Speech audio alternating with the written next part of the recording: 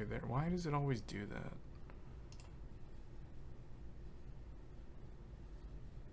Okay. Okay, we're live. Let me figure out why the image is never the right one.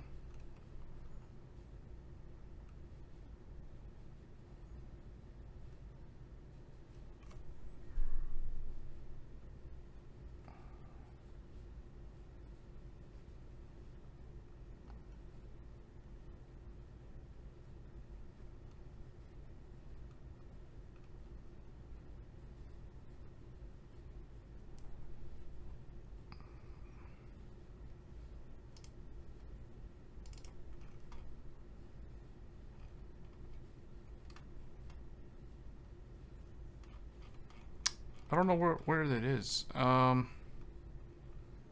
it should be in that thing. Why can't I find it now? Anyway, guys, so what we're going to talk about on this stream is basically there's a lot of info now regarding Ryzen and Intel. Like the upcoming 13th gen. Why can't I find this picture? Like, where? Oh, there it is. Okay. There we go. I don't understand what's going on with that. Anyway, I need to figure out why, like, when I start the broadcast, it never has the right preview image when I go live. That's very annoying. Anyway, so let's go over this. So there's a lot of new news regarding Raptor Lake. So the Raptor Lake presentation was leaked. I don't know if this was deliberate or not. Probably not, but it certainly seems like it is. Here, let me move this over.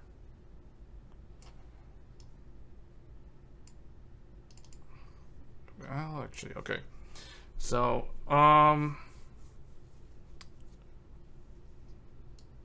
yeah.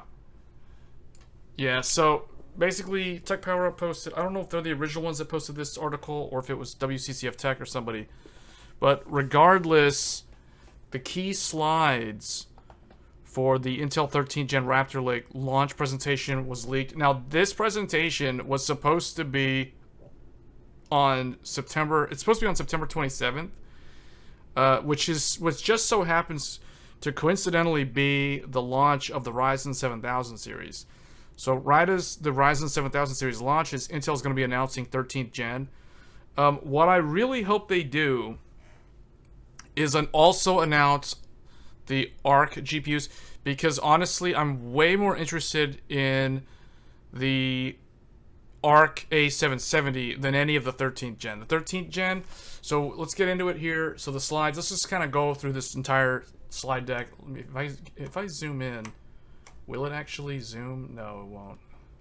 That's lame. Okay, it's going to be kind of hard to see unless there's a way for me to manually zoom in. Wait. Okay. Yeah, so next level performance is, they're claiming next level performance. This looks a little bit blurry. How does this look on stream? It's gonna look a little bit blurred because I'm streaming. The source is on a 1440p monitor, but I'm downscaling to 1080p to YouTube. But if we look at this, next level performance, scalability and multi-threaded workloads, performance cores, P-cores drive single and lightly threaded performance enhancing gaming and productivity workloads. Efficient cores, also known as the E-cores, enhance multi-threaded performance for background task management, multitasking, and focused MT throughput scenarios. So the main thing that I want to talk about here is the Intel Alder Lake and soon to be Raptor Lake. I really feel like if you're not on Windows 11, these Intel CPUs don't make much sense. They do make sense on mobile, but with my experience with Alder Lake, because I do have a 12700K in my other machine, and my experience using that with Windows 10 is that it's really not that great. At least it definitely wasn't at launch, and I don't know if it's gotten any better. What I mean by that is I've ran into problems with some applications either hanging or just straight up crashing. Like in the worst case, Final Fantasy XIV was probably the biggest offender. That game, like I was playing Endwalker at launch on the 12700K on a Gigabyte Gaming X DDR4 motherboard. So that's Z690. And I had a problem where somehow, randomly, I wasn't even doing anything extreme. I would just be like running on the Chocobo out in like Elpis or somewhere. And then I'll never forget, like I right click on like an ether current to gain that flight path, and then the game just crashes to desktop. So I wasn't able to fix the problem until I disabled all the E-cores. So, you know, things like that on Windows 10, I just feel like it doesn't really seem to fit that well with Windows 10. So, but, you know, the experience can be completely different on Windows 11. You know, with Windows 11, you're going to get the benefit of the thread director that works well with Alder Lake in terms of prioritizing what goes on the P cores over what goes on the E cores. So in that scenario, I think it makes a lot of sense. But I don't really recommend this, mainly because if you're on Windows 10, you're not really going to see any real benefit to using the E cores. And if you're on a desktop, then they make even less sense. And the power consumption overall is still really high. So I don't really see any improvements here. Now, they're saying in the enhanced performance, so what they have as improved are the P cores with higher frequencies. It's not so much the frequencies. Yes, there's a frequency increase. I think really what's going to make the difference is the L3 cache. So they're upping the cache on basically across the board, from what I can tell. And I think that's taking a slide out of AMD's playbook when it comes to like the 5800X3D, right? Because the 5800X3D, AMD threw a ton of cache, L3 cache on that CPU, and lo and behold, random reads and writes to the cache work out amazing when it comes to your typical gaming scenario. So I think Intel wants to be competitive and keep their edge in gaming and single core. And I think one of the ways to do that artificially, well, not really artificially, but really one way to do it is to increase the cache on the processor. So that's a smart move.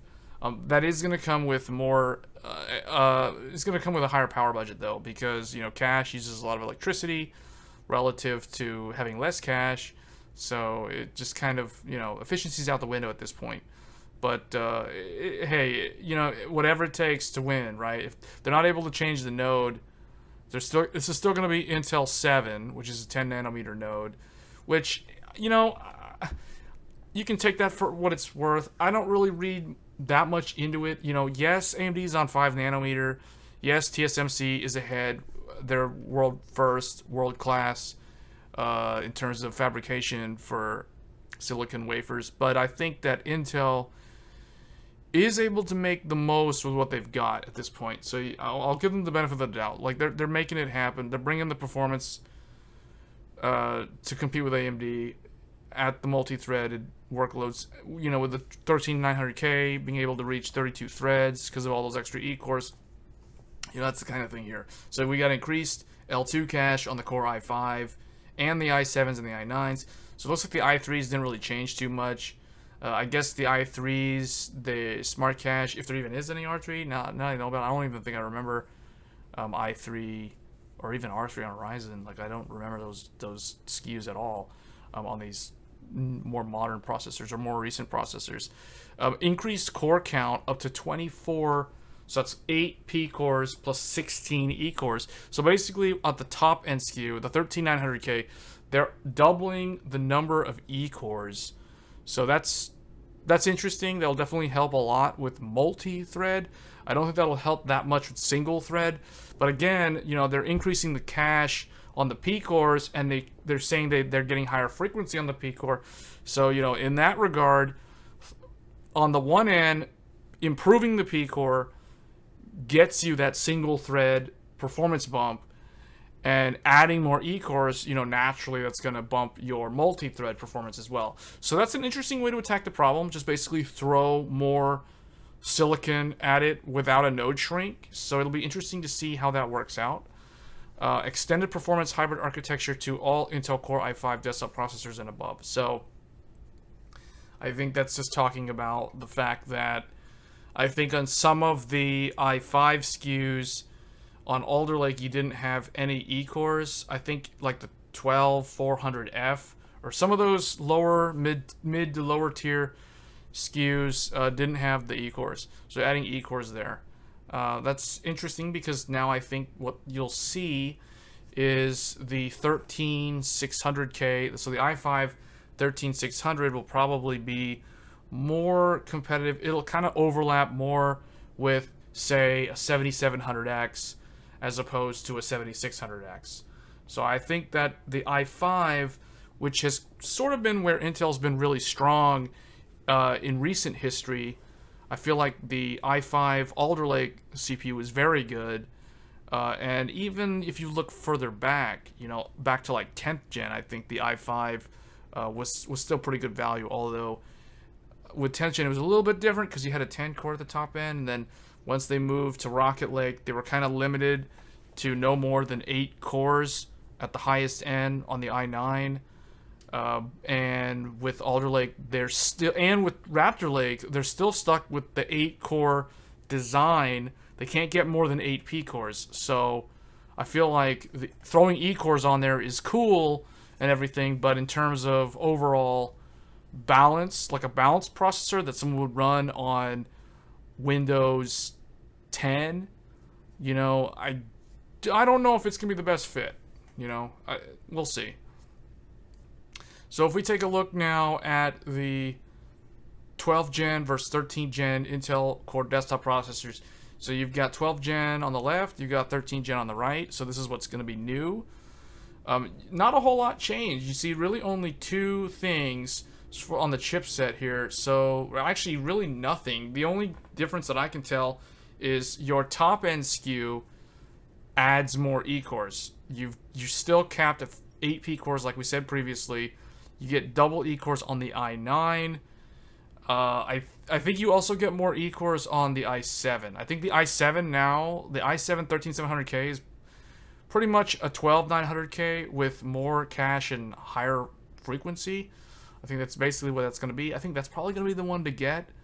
I don't know how much sense a 13900K is going to make because it's just adding more E-cores. At that sense, I think this is going to kind of top out at like 13700K. In terms of the performance. We'll have to see what the actual boost clocks look like at stock, because I think that's where they're going to differentiate those two. The only other change on the memory, so they are validating DDR5 5600 as the upper end of the stock configuration. So that's nice to see. I mean, that to me, that just sounds like the IMC on Raptor Lake is going to be more mature than Alder Lake. Which is typical stuff. That's kind of what you expect to see with, this is what I consider, this is technically a tick if we're talking Intel's tick-tock. Alder Lake was definitely the talk, because that was the node, well, that was the new architecture. But it was also a node shrink, so it was kind of both. Because talk is the new architecture, tick is the node shrink. So they kind of combined both of them with Alder Lake last year. So we're not really getting either of those with 13th gen. We're kind of getting a revision. So no node shrink and no new architecture. Same socket.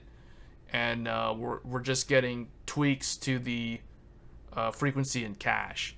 And then I think they're modifying the E-core distribution on these higher end SKUs.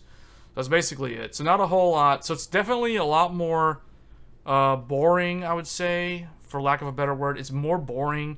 It's a lot less interesting to look at than Ryzen 7000 by far. So here's something that I've been interested in looking at, though. So the chipset differences. So these are where this is where I feel like this is going to be the thing that kind of make or breaks like what a consumer would want to go for in terms of AMD or Intel. So if we look at the new Z790 chipset, so you've got up to 38 lanes of the high-speed I/O. So this is going to include, you know, like all the type of USB and all that stuff. For the chipset PCI Express 3.0 lanes, you get 8 lanes. So they used to have 16 on the Z690. Now they're down to 8. But what they've done is they've taken those 8 lanes and they've upgraded them to PCI 4 lanes. So PCI Gen 4 is now from 12 to 20. So that's nice to see. That's a good improvement on the chipset. So definitely, if you're looking at building new and you want to go with Raptor Lake, then you definitely want to get a Z790 chipset over a Z690 chipset. Some people will still say it's not worth it, so it really just kind of depends, because honestly, chipset lanes don't really matter too much. You're still going to be bottlenecked by the DMI. So Intel uses this thing called the DMI. I think it's Data Management Interface, but I could be wrong on that acronym. It's basically the PCH, or the Platform Controller Hub's uplink to the CPU. It's kind of like the way AMD does it. So the way AMD does it, they literally just take 4 PCIe lanes. Like in the case of the upcoming Ryzen 7000, right? So X670E, they're using 4 PCI Gen 5 lanes. So they take 4 out of that 28 lane total, and they send those to the chipset. They wire them straight to the chipset. Whereas what Intel does, instead of using PCIe lanes, they have like a PCH, which has a connection to the CPU using something called DMI, or I guess Data Management Interface. I'm not sure exactly what it means, but it's 8 Gen 4 lanes. So it's still kind of like PCI signaling. The protocol, the communication protocol might be a little bit different. I have no idea. That's why they're using the term DMI instead of PCI. But essentially, it's made up of 8 PCI Gen 4 lanes. So exactly the same as Z690. It hasn't actually changed. And so what does that mean in terms of how it compares to Ryzen 7000? Well, it means that it's exactly the same. They're equal, because 8 Gen 4 is equal to 4 Gen 5. Remember that it's always, every time we go up a PCI generation, we get double the bandwidth. So whereas Gen 4 was limited to 16 gigabit per second, or I think it's 16 gigabyte or 16 gigabit per second, Gen 5 is 32 gigabit per second. So double the bandwidth. So basically 4 Gen 5 lanes is equal to 8 Gen 4 lanes. And that's kind of how these chipset distributions on the AM5 platform compares to this. It's basically kind of very, very similar in terms of breakout. Now, I will say that one thing that I'm noticing is you do not get PCI Gen 5 storage. There's no NVMe PCI Gen 5 on this new platform from Intel. It's still going to be Gen 4.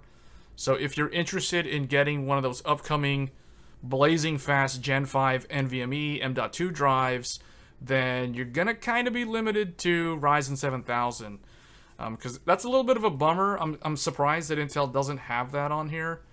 So that is one ding against Intel, and one thing that works in AMD's favor in terms of the platform. In terms of forward compatibility, just looking at this, I can already tell AMD wins. The other interesting thing is Thunderbolt support. People might ask about Thunderbolt. So Thunderbolt is something that can go to AM5. It really just depends on how the motherboard manufacturer will decide to allocate those chipset lanes, or those lanes, actually the lanes that go to the CPU. Because remember, with AM5, you're getting 24 lanes, 16 go to the PCIe slot, 4 of them go to an M.2 drive, so you're left with 4 more. You can actually make those 4 go to a Thunderbolt controller, because remember, Thunderbolt is PCI Gen 3 protocol signaling, so with the Intel controller, you can actually solder that onto the motherboard. If you're a manufacturer like Asus or Gigabyte or somebody, you just have to buy the chip, the actual Thunderbolt controller from Intel, and then put it on your AMD motherboard. So it can be done. I think ASRock actually did that on like a Threadripper motherboard a few years ago. So it's not like Threadripper can't be on an AMD board. Yes, it can. The AIB needs to put the Intel controller on the AMD motherboard. So, in that regard, I feel like the AMD platform is still more forward looking. I don't see, another thing too is I do see, okay, so I see up to 5 on the 20 gig USB 3.2, so that's nice to see. So basically I see pretty much parity with AMD, with the one exception being I don't see PCI Gen 5 storage. I see PCI Gen 5 for the graphics, just like last year's Alder Lake chipset, but I don't see any improvement on the Z790. So overall, pretty lackluster, pretty boring in terms of what they're doing. It's just a cycle refresh is what it looks like to me. So I would say if you're buying new and you want to go Intel, you know, definitely look for the Z790, unless you're going to be heavily budget constrained. The other thing, too, that I'm really curious to know is whether or not we will actually see any DDR4 motherboards for Z790. Because originally I was thinking that they're probably going to abandon DDR4 and leave that to the Z690 boards, because you can run Raptor Lake on Z690. So that's really cool. But the thing is, because of that, they may just, you know, just manufacture, like AIBs might decide to just keep selling Z690 for DDR4, and then just have the BIOS update so that it can support Raptor Lake. Whereas they're probably gonna reserve Z790 for DDR5. I could be wrong. We could see some DDR4 motherboards, but you know, having two different memory types is not really a good thing from a support point of view if you're a vendor who manufactures the boards. So you would like to consolidate onto one memory type. So I wouldn't be surprised. Let's just put it this way. I wouldn't be surprised if there are no DDR4 motherboards at launch for Z790. It's either going to be, we're going to see like one or two DDR4 boards for maybe Gigabyte might have one, and maybe MSI might do one later, but not at launch, or who knows, or maybe we'll see DDR4 at launch, but then, you know, like 4 to 6 months later, they EOL those DDR4 boards, and then they just have Z790 on DDR5 exclusive. So then in that case, then now it's kind of stuck, right? Like you're still gonna have to either source a used Z690 board if you're on DDR4 and you refuse to buy into DDR5. Or whatever. I mean, I think that's one of the reasons why, if we go back here, they've improved the stock max speed for, you know, the 13th gen, you know, DDR5 5600. So, yeah, I think that's an interesting observation there. But overall, not a whole lot. So if we look at the SKUs, so the 13900K, that's probably the most interesting one. So in my mind, when I look at this, the one that interests me the most is the 13900K, because that has double the E-cores of the 12900K. And I think it has the highest, yeah, it's got the highest single core frequency at 5.8. And then the other one that's interesting is the i5 13600K. Because the i5 13600K, what's different is it actually has 8 P cores now. So it has the same amount of P cores that were on the 12900K, but it still has the 6 cores of an i5, the 6 P cores of an i5. So that's pretty interesting. I think that out of all of these, I still, what I don't like about the i7. So last year, so Alder Lake's i7 is the one that I actually have. So I have a 12700K because I didn't like how the 12900K, like a Noctua NHD15 can barely handle a 12900K at stock. So I didn't like that because it was like 241 on PL2 on the power. And I think the Noctua D15 basically maxes out at 250 watts. So technically, this 13900K, you can probably get away with running this on air on like a Noctua NHD15 or a Be Quiet Dark Rock Pro 4. But you're right at the limit because the Dark Rock from Be Quiet literally says on the box TDP 250 watts. So this is a little bit out of spec. For an air cooler, so that'll be interesting. And I never run water, so I always go air. I gotta go air. It's just way less maintenance. You set it and forget it. You don't have to think about leaks. You don't have to think about the radiator pump failing or whatever. You know, in fact, I still have a D14. In fact, I have 3 D14s, and I've never had to change anything. The only thing I've ever had to change is, like, I bought, like, the Redux, the silver-colored Noctua fans, because I didn't like the brown. So I put, like, Redux fans on my D14. Made it look retro. So, you know, that's... Yeah, air all the way, man. There's a reason why, like, enterprise servers, they all use air, because it's way more reliable. But anyway, that's besides the point. That's the reason why I thought the 12700K was a more balanced CPU. So what I find cool about the 13700K, well, it's cool, but at the same time it's not that cool, is essentially the 13700K is a 12900K with higher clocks, more cache, but more power consumption. So you've got like 253 watts on the 13700K. I don't know if that's really what they mean to say there. I'm surprised that that is the same power as the i9. I would have thought this would have been like 240 watts, or like what the 12900K was. So I'm actually surprised to see that that's so high up there. So that's kind of a bummer. That's why I'm not really hyped about the i7 at all compared to how I was a year ago, because Alder Lake's i7 I think is still the best Alder Lake. The i9's too much power, and the i5 is actually pretty good on Alder Lake.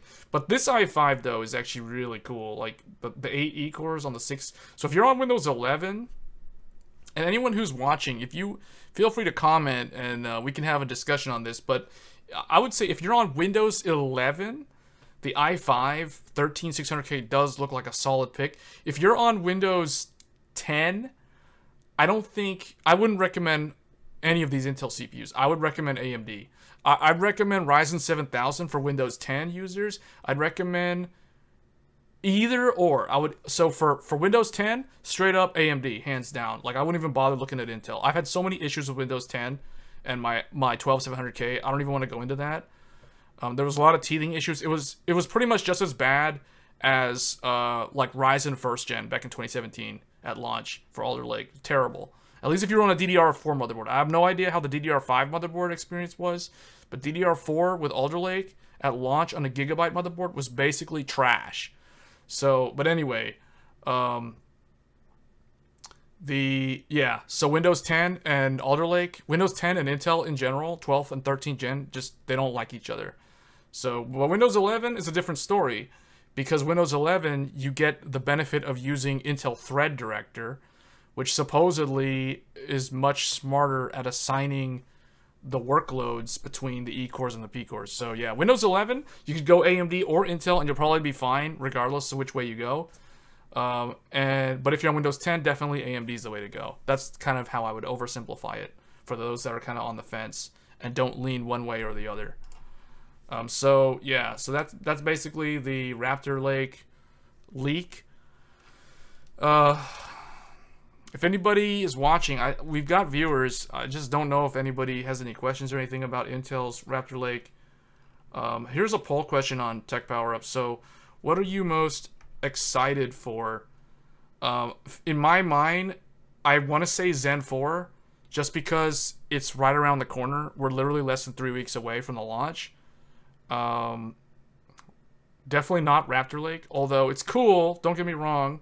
I'm not. It's not like I'm hating on Intel. I really wish if this poll had Intel Arc, I would immediately click that, because Intel Arc is actually the thing that I'm more interested in from Intel than Raptor Lake. I don't really care about Raptor Lake. It's literally just a revision of Alder Lake. Ada, Lovelace, Nvidia. We still don't know. We're gonna know in 2 weeks, because GTC is second to the last week of September. So basically, for those that are wanting to know about RTX 40 series, we can talk about that on the channel if you guys want to talk about RTX 40. But what I'll say about RTX 40 is everybody who was memeing about it being 600 watts, those people have no idea what they're talking about.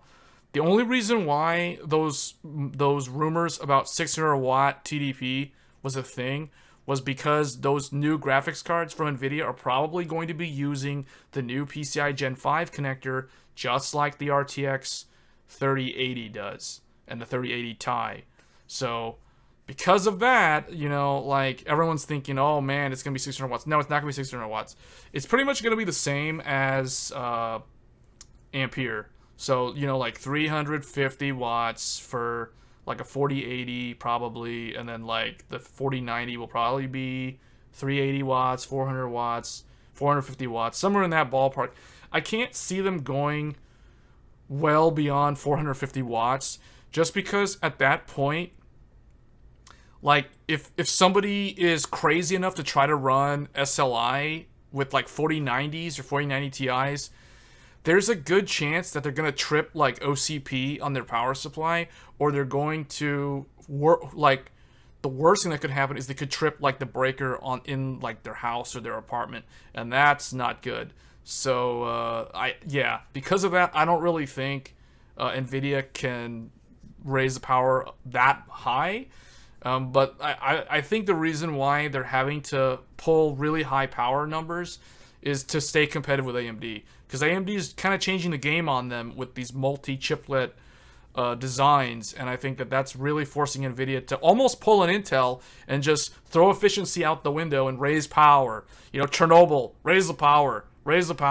Like that's what they're gonna end up doing. But you know, they kind of have to if they want to stay as number one in the performance. If they want to hold the performance crown, that's kind of what they have to do. Until some new, some new innovation from their R&D team comes out with like a newer architecture that changes the game again, kind of like the way Maxwell and then Pascal did for like delta color compression and getting more efficiency and stuff and being more power efficient. So eventually they'll circle back, but for right now, Nvidia is basically back in its Fermi days in terms of power consumption. But so PCI Gen 5 SSDs, I would say this, but the thing is, there's not any of them that's really, like, we don't really know too much about this. I know that some of them are going to come out in November, so it's kind of a bummer that they're not going to be available alongside the new Ryzen CPUs. But it's cool. It'll be interesting because, once again, PC will now be faster than PS5 in terms of the loading speeds. It won't just be equal with the PS5. So for those that don't know, the PS5 uses PCI Gen 4 bandwidth numbers for its transfer speeds for like load times and stuff. And then so AMD RDNA3. So this is one that I'm pretty interested in, but I'm not super interested in it because I'm currently not really GPU bound with my system. I do have a 4K monitor, but I'm using a Radeon RX 6950 XT. The reference card. I've done an unboxing of that card on this channel, so I don't really think. I mean, don't get me wrong. I'm still interested in the new GPUs from both AMD and Nvidia, but I'm mostly interested in Intel. I really don't know why Intel's GPUs aren't on here. So I'm going to go ahead and say AMD Zen 4. Let's cast vote and see what it shows as the results. So I voted for Zen 4, and okay, so sure enough, I was with the majority there. So 35% are most hyped about Zen 4. Almost 32% on RDNA3. So RDNA3 is definitely building up hype. And I think the reason why is because anyone who's an enthusiast and has been following RDNA3 at the slightest would know that they're going to change the game. Like the way they're going to do multi-chip module, or MCM, for this. And if you go way back to their roadmaps during like the days of Polaris, or even like pre-Polaris, like I remember Raja Koduri when he was still at AMD, like he showed this presentation slide deck with the roadmap, and there was like a thing of like outer space, and then had the curve like this, and it was like Polaris, like 2016, Vega 20. It was some vague number, but you know we all know it launched in 2017. So it was like Vega, then it had Navi. And then it had, then it had nothing after Navi. But basically it was saying something like new architecture, or MCM was referenced on the slide. So, for the future. So now we're finally going to see that beyond Navi future architecture they've been working on. So that'll be really interesting. And I think that's the reason why NVIDIA's having to pull out all the stops and go balls to the walls, unlimited power, in order to hold the crown. So it's going to get really interesting in the graphics world. And I know AMD is doing a lot of interesting things on the professional side when it comes to like trying to compete with CUDA, because if anyone out there watching this video, if you're like a professional like video editing and that sort of thing, or you're someone who deals in CAD and rendering and After Effects and video production, you know that CUDA is a big deal. And I think that that C++ based advantage over like the old C based OpenCL, you know, it's just the scaling and the performance is just better despite it being proprietary.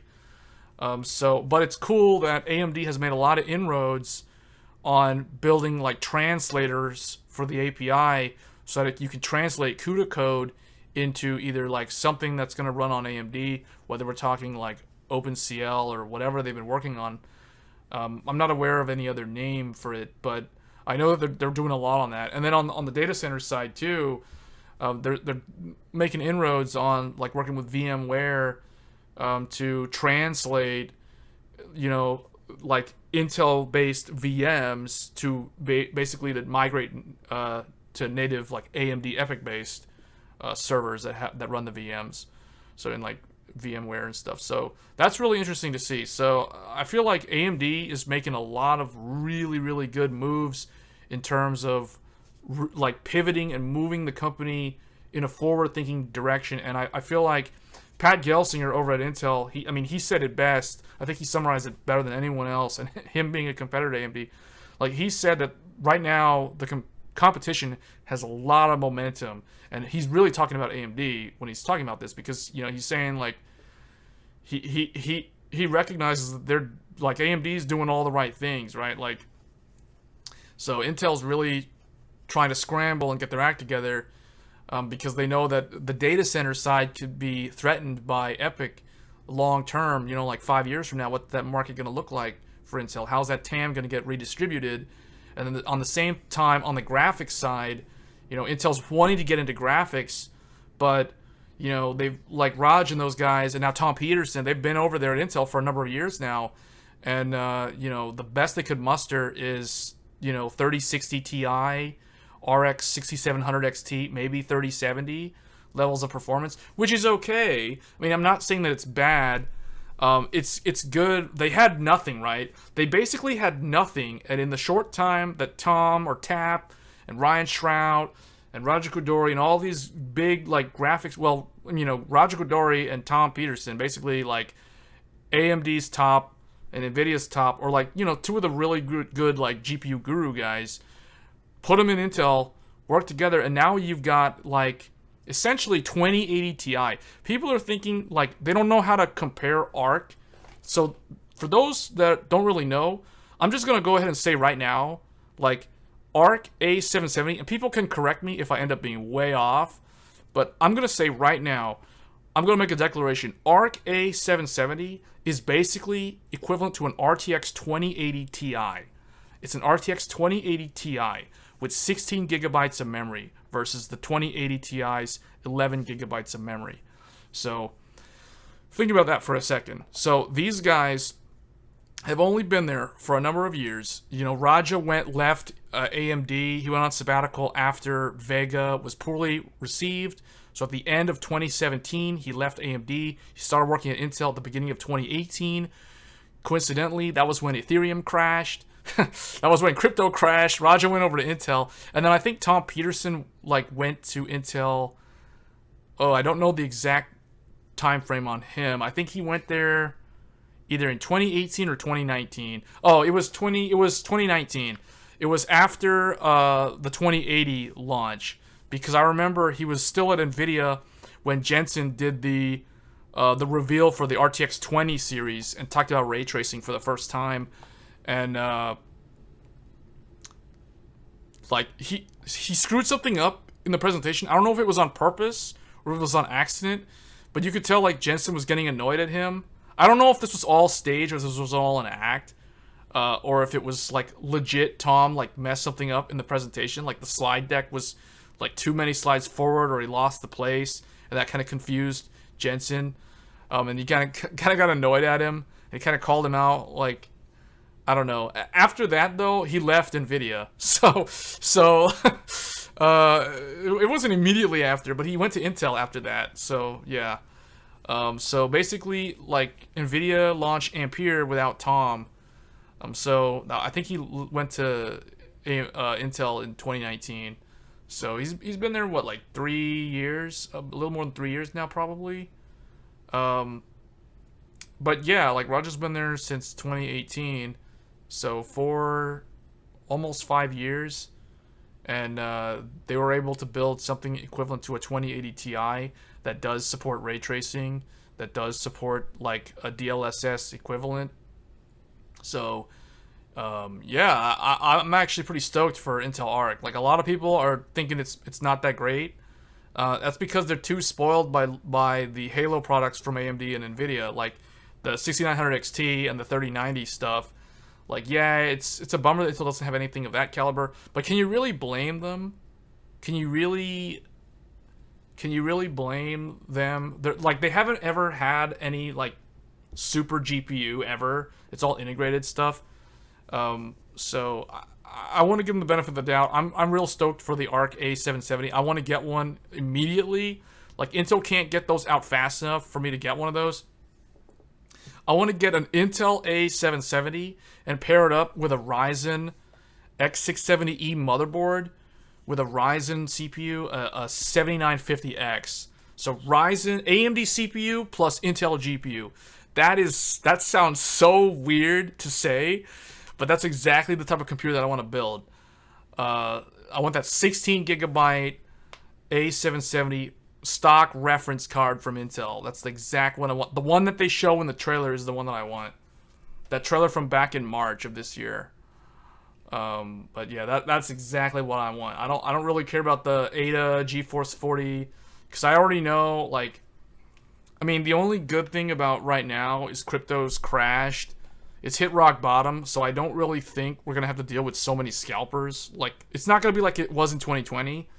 So I think getting a GeForce 40 card won't be super hard, but it'll be basically just as hard as it was to get like the 10 series when they came out. Because if you guys don't remember, like when the GTX 1080 came out, it sold out instantly, and it was kind of hard to get for the first 2 months. So I think it's going to be kind of like that. But it's not going to be like it was with the RTX 3080 at all. Like, no, I don't think so. I think there's going to be more supply. But it also kind of depends. Like, what Nvidia could do is they could like troll and just layer it on top. I think Jay's 2 cents was saying this in a recent video. Like, they can layer the RTX 4080 on top of like all the Ampere cards. So basically, like, shove all the like Ampere cards down in price, like permanently drop the price on pretty much the whole stack. Well, at least the ones at the top where there's margin to lose. And then just like put the 4080 at the top. Basically charge like $9.99 for the Founders Edition, or $8.99 or something. I don't know. Like, however they want to do it, right?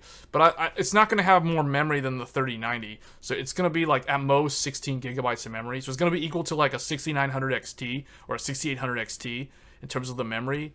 But so in that sense, they can price it higher than the 3080 Ti, but I don't know, man. The pricing on 40 series is going to be so unpredictable. I have no idea what they're going to do, because when RTX, like when they announced $999 MSRP for the 2080 Ti, but then they went and said $1199 for the 2080 Ti Founders Edition.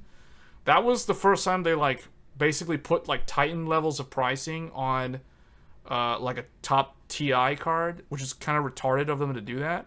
So that kind of left a bad taste in most of their fans' mouths, I guess. And then with Ampere was even worse, right? Because the 3090 was $1,500 and the 3090 Ti was $2,000. So, that's, I don't know, I don't know if they'll be able to get away with that again. Like, maybe 4090 will be $1,500 again. I don't really see them doing a price bump though. I don't think it's warranted. If they try to say like, oh, inflation, We gotta raise the price, guys, because of inflation and market conditions. If they do that in the face of AMD not raising the prices at all, in fact, AMD, like the 7950X is $100 less than the 5950X was at launch. So in my mind, AMD has lowered the prices, so in the face of inflation. So I don't really think it's gonna be hard for Nvidia to, well, okay, we're comparing CPUs with GPUs, so it's not really a direct comparison, but it'll be hard to justify trying to do that. Like, only I think the most diehard Nvidia fans would be willing to fork over $1,500 for like a 4090. I'm not saying they're not out there. They're definitely out there. But like the 4080 is probably going to be, you know, $799 probably for the Founders card, so $800 for the 4080. How that's gonna compete? Like, what are they gonna do with a 3080 Ti? Like, I don't know what they'll do. They're probably not going to state that they're dropping the price. What I envision is gonna happen is Jensen's gonna do what he always does. He's gonna have that one slide where he comes out and he shows like, this is the 3080 on the graph, and like, this is how much it costs. Then he's gonna like he's gonna bring out the 4080 on the graph, and it's gonna be way up high in terms of the performance, and the price is probably gonna be like a little bit more, like I'm saying, $799 versus $699, so it's $100 upcharge for the 4080. But I think what will happen is he's then gonna show the 3090 on the graph, and he's gonna show how, oh look, the 4080 beats the 3090 by this much, and it's this much cheaper, because he's going to show like $1,500 for the 3090. He's going to show the MSRP of the 3090, not the discounted price. He's going to show the MSRP price to try to like, he's going to try to psychologically get people into that zone, right?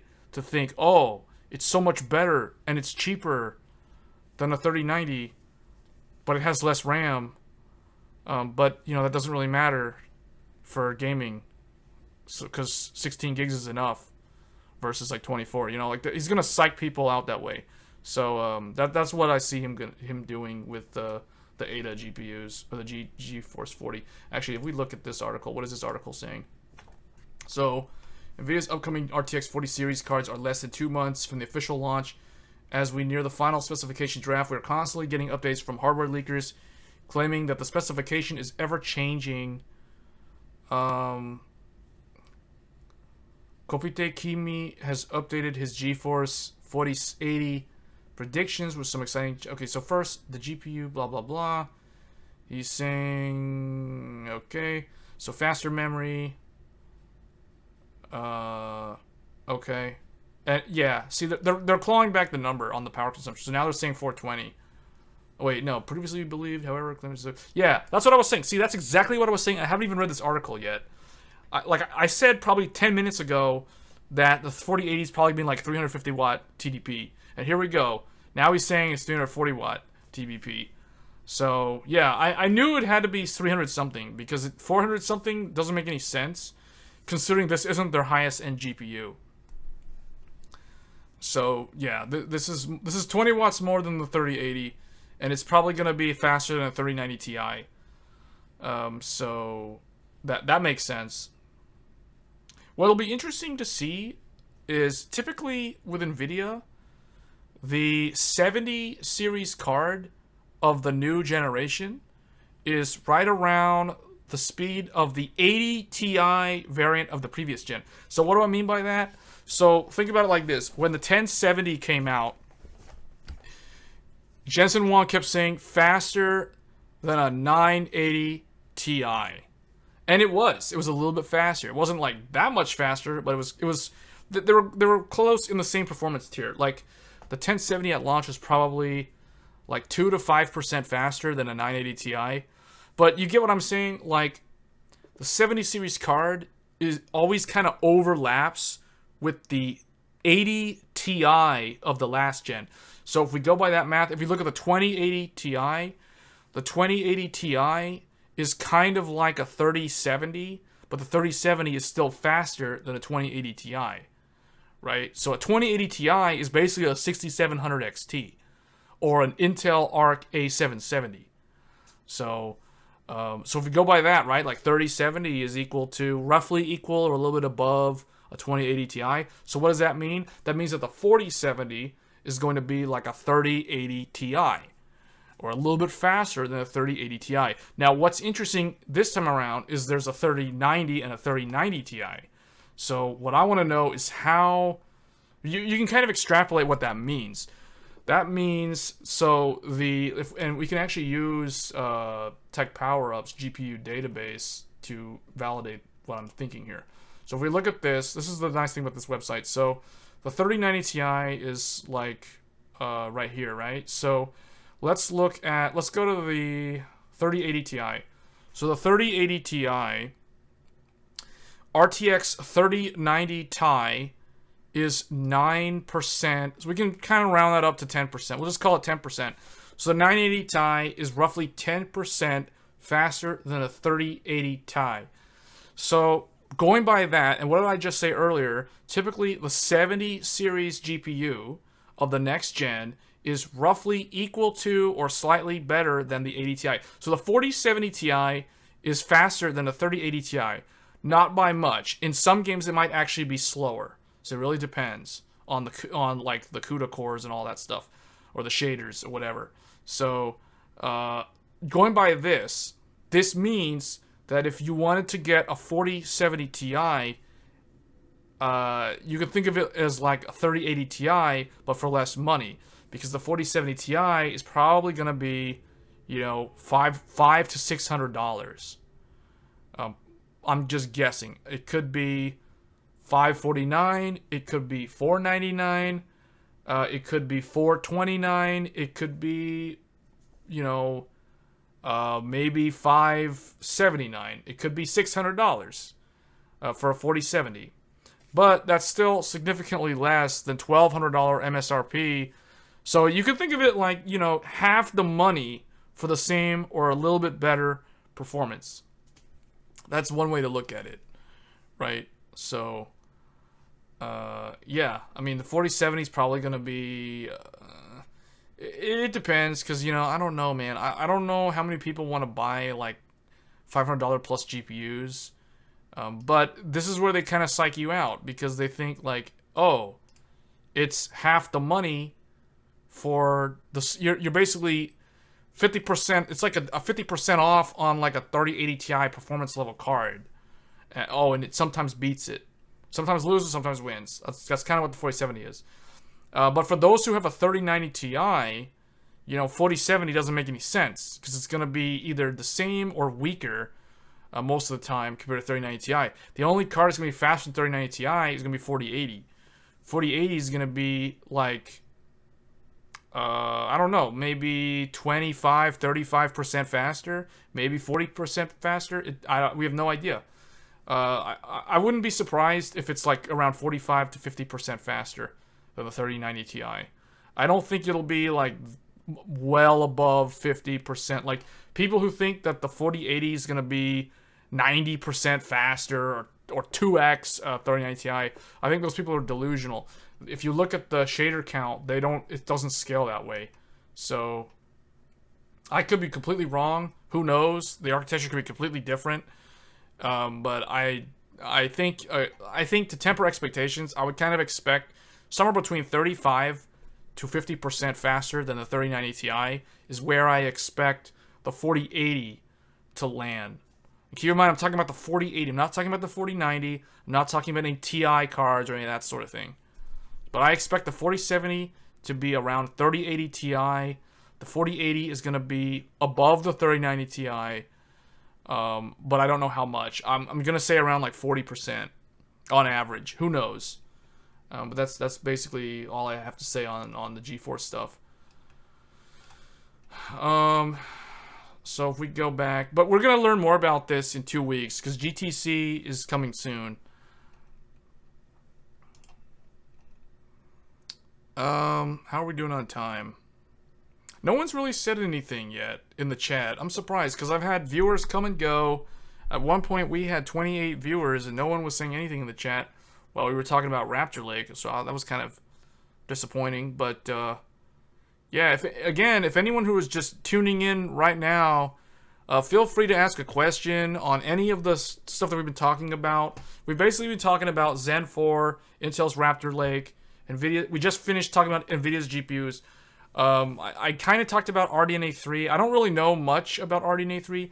I would say out of everything that's launching in Q4 of this year, RDNA3 is what I know the least about. At this point, I feel I know pretty much everything I need to know about Zen 4. I know everything I need to know about Intel's Raptor Lake 13th gen. I know I think I have a good ballpark figure of how the GeForce 40 series is going to end up. And I know a lot about Intel Arc, but I really, really wish Intel would announce a launch date so I would know when to expect it. Because they said summer, they said late, first they said Q2, then they said summer, then they said late summer, which in my mind, and this was back in July when they said late summer, so I was thinking, okay, that means, typically that means August, maybe early September. At the worst, it would be like middle to end of September, because technically autumn doesn't start until the ending part of September. So, technically it should still be around the corner, but we haven't heard anything. I have a feeling it got pushed out again. But we know that those GPUs exist because I think it's PC Games and Hardware. It's like a German YouTube channel. They did a really good interview with Tom Peterson, and it was mostly Tom Peterson, but Ryan Trout was there. They were over in Germany recently. Like, they did the whole interview with Digital Foundry. But I think it's PC Games and Hardware. They did an even better interview with the Intel guys talking about Arc. They got way more detail than what Digital Foundry was able to get. Digital Foundry did a really good interview too, but I think Digital Foundry's focus was more on things that hardware enthusiasts like myself didn't really care about. Like, they were talking a lot about like XeSS. They're asking questions about, like some stuff about like graphics rendering and the drivers and how that's going to work and the API layers. And like Tom Peterson was explaining, how DX12 is easier for them to have control over versus DX11, which was a big headache for them because the code paths were all custom built by the developers. And, that kind of stuff's interesting to know, but, I don't really get all enthusiastic. I'm not hyped up about that. But, PC Games and Hardware, they got all the details out of them. The only thing that they didn't get was they didn't get the launch date and the pricing for Arc. And that's the only two pieces of information that I still need to know. But pricing, I can already guess the A770 could probably be $399, $349 or $399. One of those two numbers is going to be the A770. Probably going to be $399 because it's 16 gigabytes of memory. So they're going to probably price it right next to a 3060 Ti. And they're going to try to justify that price by saying, hey, we're offering 16 gigs of memory and an AV1 encoder. Whereas you don't get either of those on a 3060 Ti. And by the way, in some of these games, in DX12 at least, the A770 is going to beat the 3060 Ti and probably be closer to the 3070 Ti. Like, I said this early on. I said this last year when, I forgot, I think it was Hot Hardware or someone was, maybe it was PC World. No, it was last year. Last year, Tom Peterson and Lisa Pierce over at Intel were interviewed by, I think it was the guys from Hot Hardware. They interviewed them Intel about a year ago, I think. And at the time, in my mind, when they were talking about the specs of the GPU, like it was leaked that it would have, 16 gigs of memory. It's going to have like the whole 512 on the Arc units and all that stuff. In my mind, I immediately thought, okay, Raja Koduri, see, nobody knows these people in terms of like what to expect. But I was thinking, okay, Raja Koduri is the head of this project. And so while everybody was trying to figure out how is it going to stack up to NVIDIA, I was thinking, no, the correct question is how is this Intel GPU going to stack up to AMD? Because Raja is behind the project. So I immediately said 6700 XT is basically the performance target. 6700 XT, and I can almost guarantee right now on stream live that the A770 in DX12 is going to perform very, very similar to an RX 6700 XT. What's funny is in that interview with PC Games and Hardware over in Germany, when asked about how Arc would perform compared to the competition, Tom Peterson was able to say, you know, we're targeting 3060, maybe 3060 Ti, in some cases, maybe 3070. Well, hello, guys. That's basically the 6700 XT. 6700 XT falls right between the 3060 Ti and the 3070. It's literally right there in the middle between them. The 6750 XT, which is the revision card that came out earlier this year, that card is more along the 3070 in terms of comparison, whereas the 6700 XT is kind of in the middle. So in terms of Arc on DX12, what's funny is when Tom Peterson said, and I'm not trying to make fun of him or anything, but it was mind-boggling to me that when asked about the performance, this guy didn't know what the AMD equivalent was. He said, okay, this is what his response was in that interview. He said for GeForce, we're going to be competitive with a 3060 and maybe the 3060 Ti. Those are his words. I don't know if he mentioned the 3070. He probably didn't. I'm just going to say he didn't because I don't really remember if he did. But when asked about AMD, he didn't know. He had to defer to Ryan Shrout, and he said, you know, what's the AMD equivalent? The 6400? The 6400? No, Tom, it's not the 6400. The 6400 competes with the A380. That's like the wrong thing to say. That was probably the biggest facepalm moment. If I was an Intel sales guy watching Tom be interviewed and hearing him say, what is it, the 6400? You know, the A770 competes with the 64. I would be facepalming so hard, like listening to that. Intel made an oopsie. Yeah, it was a big oopsie. Like the fact that he didn't know. Then Ryan Shrout tried to correct and like basically catch that fumble by saying we're targeting like the RX 6600, maybe the 6600 XT. Those were his words in that interview. He said 6600 and 6600 XT. So yes, that's much closer to the target. But in my mind, if you look at the hardware, if you look at the specs, and the power consumption figure, the fact that it's 225 watts, this thing from Intel, and I'm talking about the A770, not the A750, but the A770 is going to be very competitive with the RX 6700 XT. Did it say anything to AMD? No. They basically, they've been comparing it primarily with NVIDIA. But I do think that the ray tracing will be pretty good for what it is. It's probably going to be pretty close to Ampere. I would say it's going to depend on the level of ray tracing. So if you run like ray tracing ultra, where it really tanks the FPS down, I think NVIDIA will be better. But if you run on, like for example, Spider-Man, or a game that runs ray tracing that's a lot more light in terms of how much resources it uses, then I think Intel will be a lot more comparable to Ampere. But on the same token, the AMD cards are fine with the lighter load, like the lighter setting for ray tracing, like the medium ray tracing. The AMD cards do fine. Mateo, oh now people are starting to use the chat. You know, we've had like 33 viewers earlier on, and like no one was saying anything. But it's cool. Welcome to the stream, guys. But yeah, we were talking about Intel Arc because I was looking at this poll on Tech Power Up. What are you most excited for? And I noticed that the Intel Arc GPUs were omitted from this list. Like, I don't really know why PCI 5.0 SSDs are here, because they're not coming until November, and they're not really in the same sort of like enthusiast class thing, right? Like, no one's really like overjoyed about PCI 5 SSDs. I feel like Intel Arc should be here. And what Intel will say too, based on that recent leak of RT performance of Ampere versus Ada, I wonder how Intel RT. Oh, well, I think Intel ray tracing is going to be comparable to Ampere.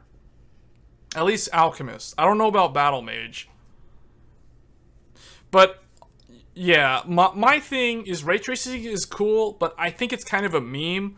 Like, I don't really care about it too much. I mean, I've tried it. I've played like Quake 2 with RTX on, and Quake 2, like for really old games, pure path tracing makes that game look really cool. But like modern games like Cyberpunk, you know, Battlefield, it really doesn't make the game look that much better. So I just feel like ray tracing is definitely overrated. Like, I don't really read too much into ray tracing performance because I just don't think we're there yet. Until I feel like until you can do, because a lot of people will like bring up like RTX 3050, right? Like the RTX 3050. Who in their right mind would buy an RTX 3050 for ray tracing, right? Like, it's in my mind, who cares if the RTX 3050 has ray tracing? The car's not powerful enough to use ray tracing. So it doesn't make any sense. I wonder if they'll add RT to... The other thing that I think people put too much emphasis on is upscaling. Like, literally, DLSS is nothing more than a fancy $20 word or $20 acronym for the word upscaling or upscaler. All it is an upscaler. It's like, would you rather have a GPU that can actually handle 4K at high frame rate, or would you rather have a GPU that can't handle native 4K at high frame rate, but it can if you turn DLSS on? Okay, because I feel like DLSS is very application specific. I feel, yes, it's cool, it looks good in some games, but in other games it doesn't really look that good. In other games, and it's very subjective. So I don't put too much weight on DLSS or ray tracing. I feel like that's all marketing BS. Like, same thing with AMD with like FSR. Like, don't get me wrong. I'm not saying that they're bad. These are good features to have, but they're like, if you're buying a GPU, just because a card has DLSS or FSR or ray tracing or no ray tracing, like, you know, I don't think that should be the be-all, end-all, especially because most of the games, if we look at the most popular games, if we look at like Twitter trends or Google trends, the most popular games are Fortnite, League of Legends, Genshin Impact. Elden Ring was up there, but not anymore. Those are the type of games that people are playing. Like mobile games, but we're not really going to talk about mobile games on this channel. But like Genshin Impact is probably a good exception because it can be played on the desktop, and it's an extremely popular game worldwide. Oh, and by the way, there's no DLSS, and there's no FSR, and there's no ray tracing. Yet, like, they pull in like $30 million every month. So, sometimes in a day, like when they drop a new character banner. I mean, maybe once we hit 16K, we won't really need to be... So 16K is basically the human eye. I think the human eye limit, depending on your visual acuity or your VA level of your eye, like the max on the human eye, I think I heard somewhere, it's between 16 and 32K. Somewhere in there, probably topping out around like 22K, somewhere around there, is where the human eye reaches the limit. So yeah, maybe 16K, but the way that they'll do desktop scaling is going to be vastly different on 16K. But at 720, 1080, 2K, 4K, it looks like hot garbage. Yeah. So, like, honestly, I don't care about DLSS or FSR. I have an AMD card, but I also do have an NVIDIA card. And guess what? Anytime I play a game that supports DLSS or FSR, like, I'll give you guys a good example. Stranger Paradise, Final Fantasy Origin came out back in March. I played that game. That game got, I think it got DLSS support. I know it has FSR support, or one or the other. I forgot. And then it got the other one later on.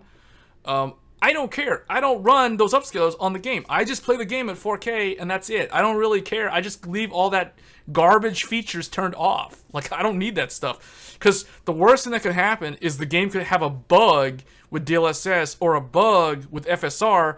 Something doesn't render right, or the color's off, or something looks retarded in the background. And it's like, you know what? I'm just going to ignore all of that and leave it turned off and run the game at Ultra, but turn all these extra things off that are not necessary. What AMD card do I have? I have a 6950 XT. The actual AMD reference card. I actually do have an unboxing video on my YouTube channel of that card. So I have that. That's what I'm using right now, actually. I have that paired up with... So here's the thing. So I actually have two desktop systems that I use. The one I'm using right now for streaming is the Ryzen 7. I almost said Ryzen 5. Ryzen 7 5800X. And then I have the 6950 XT. And then the other computer is Intel Alder Lake 12700K, which I have had a lot of issues with at launch, although it's been okay ever since I turned off the E-cores. I have the reference 69. Yeah, I bought it for... Yeah. Yeah, well, I mean, the thing is, the 6900 is very good. Like, here, let's look at that card real quick. Let's just pull up one of these and go find it. So 6900 XT. This is probably my favorite. This is probably my favorite reference design from any of the, like, AMD or NVIDIA. I really, really like this card's design. I like it more than the blacked out 6950 XT. So this is the one I have. So 6950 XT. Some people say that the blacked out Midnight Black cooler looks better. I disagree. I like the silver. I like the white, or the silver and the chrome on this card. I like it a lot. I think this card looks really slick. And here's the thing. This card, the reference AMD card, is so much quieter than the RTX 3080 Ti. So those who are wondering, so my other graphics card is this. I have this card, which I picked up from Best Buy, like back in April, before any of the price drops. But the thing is, if you were able to find this at Best Buy, they were still selling them at MSRP. Even back in 2021, if you could manage to snag one of these on BestBuy.com, you were still having to only pay $1,200 for a 3080 Ti. Regardless of all the scalpers and all the EVGA overpriced stuff and all the AIB stuff, you could just dodge all of that and sidestep the whole thing, go into Best Buy and just get one of these. But it was very, very hard to get. What do you expect about RTX 40 and RX 7000? So I was talking about this earlier on stream. So I know more about NVIDIA's RTX 40 than I know about RDNA. RDNA3 is still quite a bit of a mystery to me. I think that well, just hold that thought, because I want to say one more thing about this. So people who bought the Founders Edition 3080, so I have the 3080 Ti. I don't like it because it is loud at stock. It is annoyingly loud, and it pushes so much heat into my room. It's so annoying. I literally have to go into NVIDIA Control Panel, and I have to cap my FPS at either 60 or half refresh rate, which is 72 FPS. It's very, very annoying. What's going on? Oh man, we're all we're not talking about that. We're talking about graphics cards. We're talking about a different kind of G.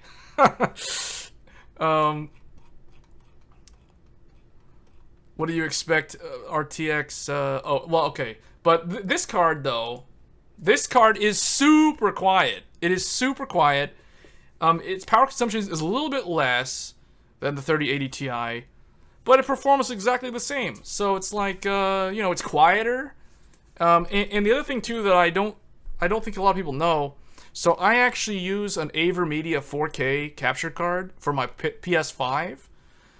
When I use the AMD graphics card, whenever I go to open up either OBS or the software, the AverMedia Rec Central capture software, so I can play the PS5 game on my PC, the AMD card just seamlessly, you open the application, it opens up, you full screen it, and it's fine.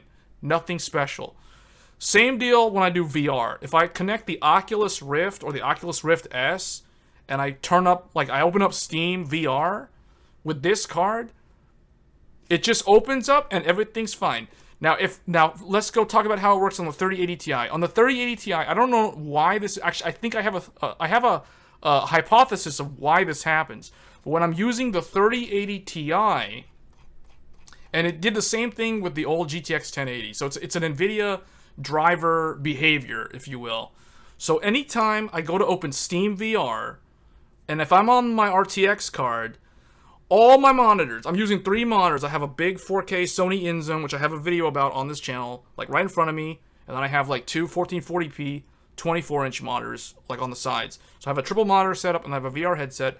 So anytime I open the Steam VR with the RTX card, all the monitors turn black. Everything like freaks out and flickers, and then it comes, then it fixes itself. So everything's fine. I don't know why it does that. It's very annoying. The same thing happens when I open up my capture card software, and anytime I full screen the Rec Central capture software, so it like covers the whole monitor, so I can see the PS5 game like on the full 4K monitor. Same deal. All the monitors go black, everything flickers and goes whoa, and then it goes normal again. I've tried it in different motherboards. I've tried it in different test systems. Same behavior. It's a GeForce driver. It's not a bug. It's a feature. That's how it's supposed to work. Because the way NVIDIA does their viewport is a little bit different. Like they actually, essentially NVIDIA spawns a virtual display out that the graphics card then pulls the frames from and then pushes that out to the display at an extra abstraction layer. So it's kind of a thing that I think it helps with stability potentially, but with the annoyance of having to like make all your monitors go black for a second and then redo everything, and it's just not a good experience. I just feel like the AMD experience in that regard is better. So yeah. So that's how I feel about my reference, especially since I hit. Yeah, but see, the hotspot doesn't really matter. You're reading too much into it. So the hotspot, 90, 95C, that's fine. Because Radeon 7's hotspot was like over 100C, up to 115, which is really, really bad. And I think that's the reason why Radeon 7 is notorious for the code 43 error. Because people who were mining on Radeon 7 were basically cooking the HBM2 memory. Because it's so close, it has very close proximity to the GPU core, and the hotspot was at like 110 all the time while mining on Radeon 7. That's the reason why the Radeon 7's like, they just flake out on you after like 2 years. So that's what I feel about my. Okay, we were talking about something. Do you expect? Okay, so here's what I expect is going to happen. So in 2 weeks, what day is it? Hold on. We are at, so today is the 8th. So in about 2 weeks, or a little bit less than 2 weeks, but on the sometime between the 19th and the 23rd of this month, NVIDIA will announce officially the RTX 40 series. Guaranteed. You heard it here first if you haven't heard that yet. But I'm telling you guys right now, NVIDIA is going to announce officially the RTX 40 series in less than 2 weeks, or in about 2 weeks from now. So anytime between the 19th and the 23rd of this month, so before Ryzen 7000, we are going to learn about the actual, not leaker details. We're going to learn the official info from Jensen Huang or somebody from NVIDIA. Maybe it was the guy that everybody memed about. Oh, I forgot his name. The guy who everyone memed about for calling 3080 Ti. And one more thing. The RTX 3090 Ti. Maybe it's going to be that guy. Who knows? I think it's going to be Jensen, though. So we will learn very soon about the RTX 40 series. Guaranteed. It's coming really, really soon. So we're gonna hear about it, and then we're gonna learn the launch date in 2 weeks from now. So expect it next month, sometime next month. Probably, I would say mid to late October is gonna be RTX 4080. I don't know what exactly they're gonna launch. My guess is they're going to announce the RTX 4080 and maybe another GPU. Now, the thing is, I don't know if they're going to announce the 4090 or the 4070. My guess is they're probably going to announce the 4080 and something that's above it. So it's either going to be the 4080 Ti or the 4090. I don't know how they're going to label those products, but it's probably going to be 4080 plus something that's faster than 4080. I don't think he's going to do 4070. I could be wrong, but the reason why I don't really see the 4070 being announced is because they have too much RTX 30 ampere inventory that they're trying to sell through on the channel. So until they get to a certain threshold on their sell through on their RTX 30 series, they're not going to introduce lower tier SKUs on the 40 series, if that makes sense. So no, I don't think the 4070 is going to get announced. It might get announced, but in terms of its actual availability, do not expect it any earlier than November. It'll probably be like mid to late November or December for the 4070. The 70 series would totally compete with the 80s of the current gen. Yes, so this is something I talked about earlier. So there is an easy way to deduce how fast these cards will be if we look at the previous generations. So if we recall, I've said this earlier in the stream, but I'll say it again because now we've got people that are actually interacting in the chat. So if we remember the let's use the 20 series and the 10 series. So the GTX, well, okay, that's a bad example. That's a very bad example because the 20 series was kind of not that good. So let's use the 30 series versus the 20 series. So that's a good example. So the RTX, I gotta make sure I got this right. So the 20, yes. So the RTX 3070 is roughly similar to the 2080 Ti. That is a fact. We can prove that right now.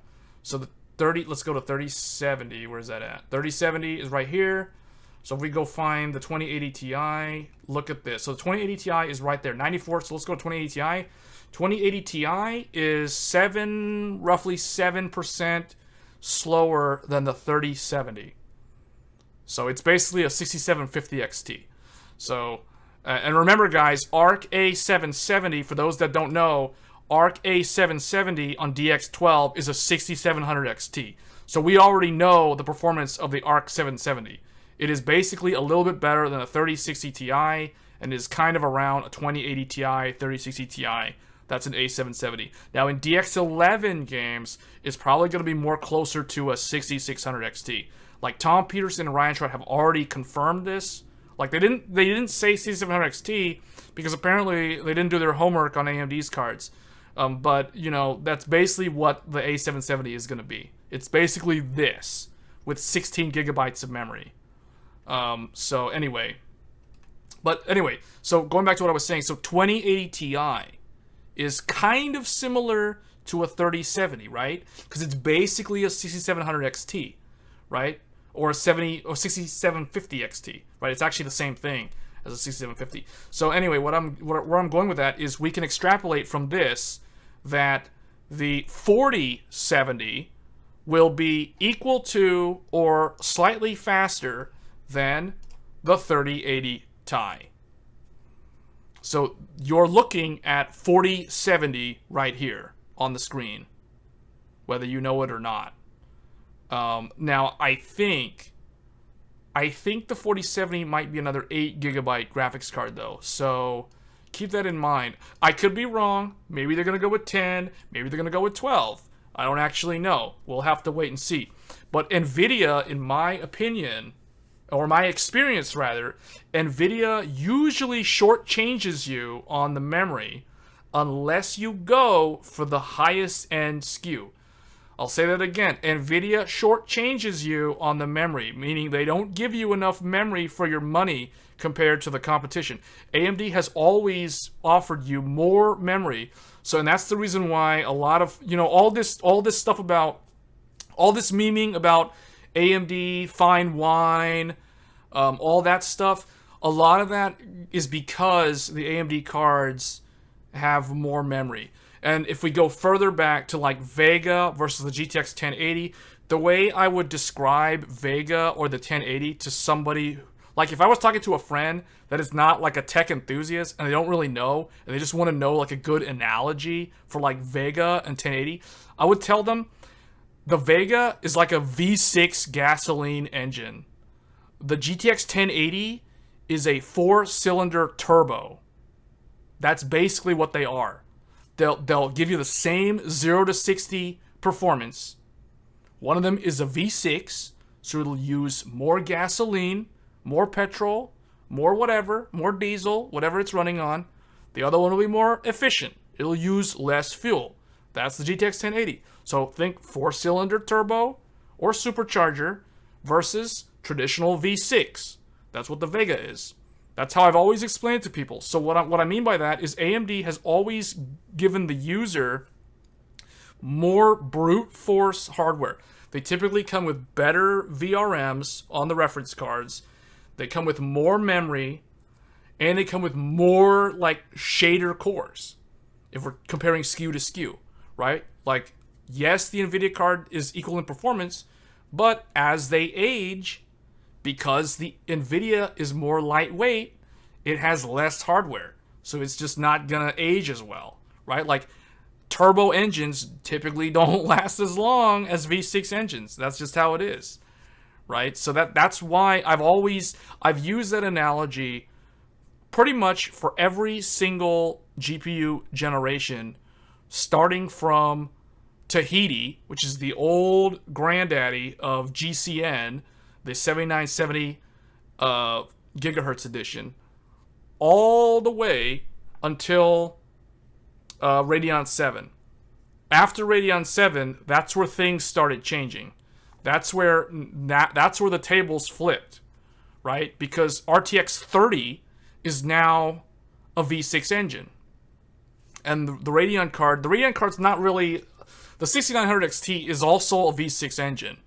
So, but in terms of like the compute horsepower, NVIDIA is now also building big V6 engines, right? That's why we're seeing 300 plus watt TDP GPUs. Case in point, this graphics card we're looking at, 3080 Ti, this is a 350 watt TDP GPU, right? Versus like 180 watts on an old GTX 1080. So, or like a 250 watt 1080 Ti, right? So this is 100 watts more than the legendary 1080 Ti. But anyway, going back to what we were talking about earlier, this is a 4070 in my mind.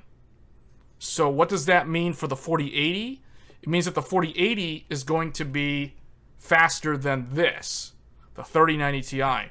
Now, by how much, I don't know.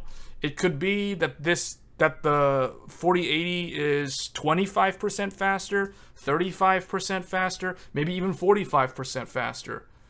I don't think it'll be way over 50% though. I think if you're expecting a 4080 to be more than 50% faster than a 3090 Ti, I think you're going to be disappointed. I think at best it'll be around 50% faster in some use cases. But I think the core count has already been leaked, and I don't think it's that much more than this. So I don't really think it's gonna be. I mean, yes, it's gonna be faster. Don't get me wrong. I'm not saying it's slower. It's definitely gonna be faster, but I don't think it's gonna be like so much faster that people are gonna be blown away. Like I think. Oh, 4060. So you're asking about 4060. So 4060 is going to be 3070 Ti. So let's go look at that. This. So this is going to be 4060. If you want to know. So it's going to be faster than a 3070. Probably around here. In fact, in some cases, it might actually be as fast as a 3080. But I think most of the time, the 4060 will be slower. It's going to be between like a 3070 Ti and a 3080. But I think overall, 4060 will be closer to a 3070 Ti than a 3080. Because here's the thing, like if you look at NVIDIA's graphics cards from way back, the best example I can give you is the GTX 1060. The GTX 1060 is roughly similar to a GTX 980, right? In some cases it's slower, in some cases it's faster. And that's why I'm saying a 4060 could be close to a 3080.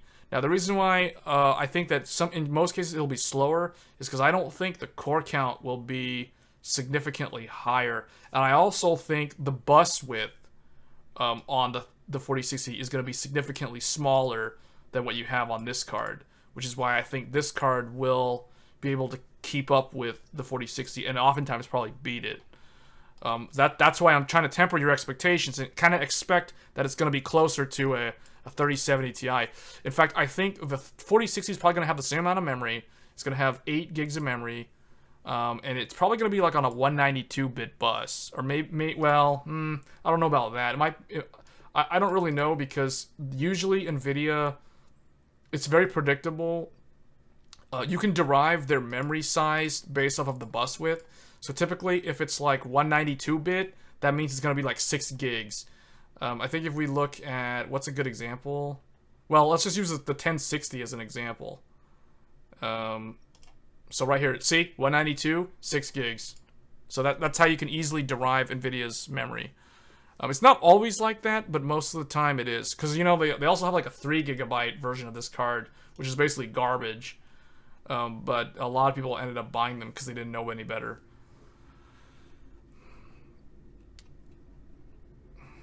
But yeah, this was a very, very popular card on Steam. And if we look right here, let's go find it. So, where's the 980? So look right here, guys. So here's the 1060, and here's the GeForce 980. Well, look at that. The GTX 980 is about 5% faster than a 1060. So again, what did I say earlier? I said the 4060 would be close to, but usually slower than a 3080. And see, if we look at this trend, it kind of predicts what I'm saying is correct.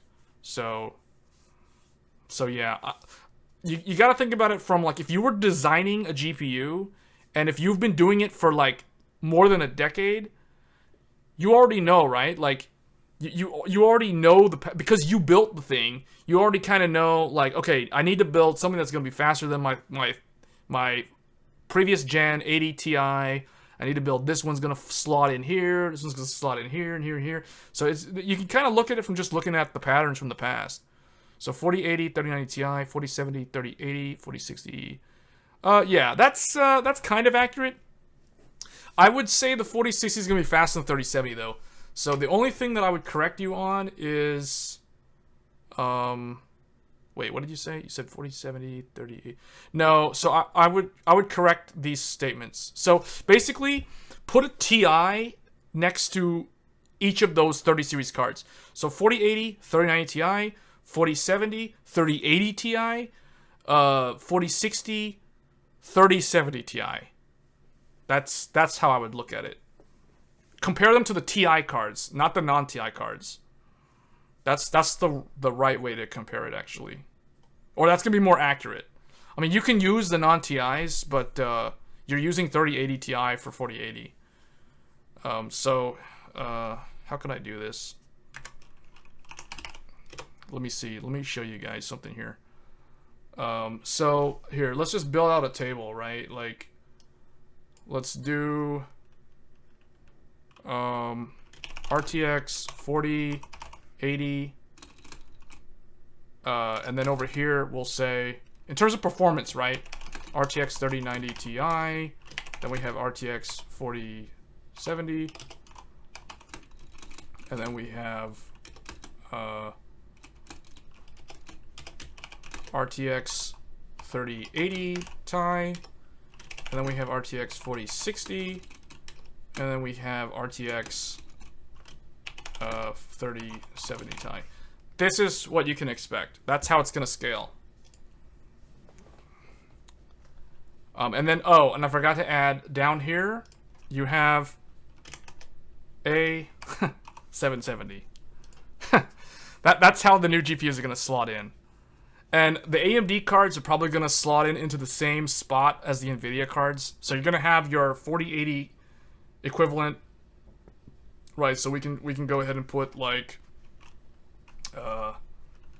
RX 7800 XT, and then RX 7700 XT, or however they want to do that. Like, what I didn't like is that they had, like, this card, and then they had the the AMD is an interesting one because the TI. Okay, you can kind of think of the XT as like a TI, sort of. I mean, it kind of is, but in some cases it's not. This is a whole different topic. If we talk about the AMD stuff, it's very fascinating because internally they have a nomenclature known as XTX, XT, XL, and then sometimes they also have like Pro, if I remember correctly. I think sometimes they have Pro as like another tier, and then with the for example, for some reason they introduced another one, KXTX, which is actually 6950 XT. So they have like another one. I've never heard of this KXTX until now. I don't really know what that is. But the reason why I know this is because if you were building computers in the 2000s, so back when like Vanilla WoW, Burning Crusade, Guild Wars 1, before the time of StarCraft 2 and like modern gaming and Dark Souls and all that stuff, like AMD actually used these in their product. Well, not this top one. They actually used these in their products. So for example, my very first graphics card was the X850 XT. This was my very first GPU. I still have it locked away in storage, right?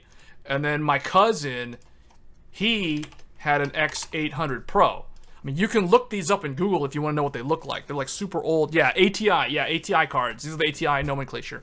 And they still use these names internally within their development team and their engineering teams when they build their GPUs. So, but it's really confusing to consumers. So they got rid of Pro and XL and all this stuff. They still use them internally.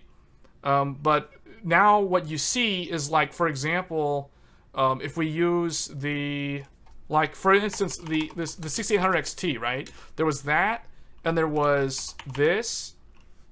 Well, a lot of people don't know, but this was actually the XL card, or maybe it was the Pro card. The only way to really know is to, hold on, how do I go back in? How do I, if I minimize it? Okay. The way to know is to actually look, right, let's click on this. So this is a 6600 XT, right here. Okay, so look at this. GPU variant, Navi 21 XL. So this is the XL, so I was mistaken. It's not the Pro, it's the XL. So, but yeah, actually, no, I got it right. 6800 XL. So it's the XL card. So that's how AMD does this thing. So you can kind of think of the XL is the cut down, and the XT is the full die, right? So same thing with NVIDIA. Like the 80 is the cut down, and the TI, well, NVIDIA, it's more confusing because sometimes they use different dies for SKUs that are in the same tier, and other times they use them in different tiers. Like the best case example I can give you is the infamous RTX 2070. The RTX 2070 was actually what's typically sold as a 60 class card. So talk about shortchanging your customer. Like literally, they were selling you what should have been a 60 tier GPU, but they were pricing it and selling it to you as a 70 series card. Later on, when they launched 2070 Super, the 2070 Super was what the 2070 should have been in terms of how big the die was and what it actually was. So, NVIDIA does a lot of weird, like, shady things that are, in my mind, kind of anti-consumer. So I don't really like them that much in that regard. But yeah, stuff like that. Like, we can go into that. I don't really want to get into that too much because, talking about, like, Kepler and how they sold, like, a GTX 680 for, like, a bigger tier number. Like, they were selling a small die for, like, an 80. What should have been a GTX 660 was being sold for, like, an 80 tier price. Stuff like that. They later on, like, added the 780. But, now it's like a whole new generation, but it's actually the same die because it's all Kepler. Weird things like that are kind of annoying. So, Yeah. But yeah, like the XL, the XT, the Pro, all that stuff. So, yeah, I feel like I don't know if this is gonna be what they do. They might just do. I would much prefer them do this instead of have the XL. But I understand like they need to sell their XL cards. Like they have to sell their cut down variants the way Nvidia does. So I'm just surprised that with AMD's like RDNA2, they didn't really have like that many XL GPUs out in the public. Like they had mostly XT, right? Like if we look at like let's just fill in the whole stack, right? So there's the 6900 XT, which was actually the XTX of the big die, right? So this was the big Navi, aka big Navi. That's basically what that was, right? Like that was the big Navi, or I guess the how should we rewrite this? Because I messed up. This was actually the 6900 XT was actually the XTX, which is actually biggest big Navi. That's what all the reviewers called it. Biggest big. Remember the whole meme? Wait for big Navi. Well, that was the biggest big Navi. This was big Navi. And then you had another big Navi, which is that one. But then you had Navi. I don't know. Like you had this. You had PS5. You had Xbox was actually here. A lot of people don't know this, but I'm gonna give you guys the full list, right? Like Xbox Series X was that, and then you had this, then you had PS5, then you had 6600 XT, then you had 6600, then you had 6500 XT, then you had 6400.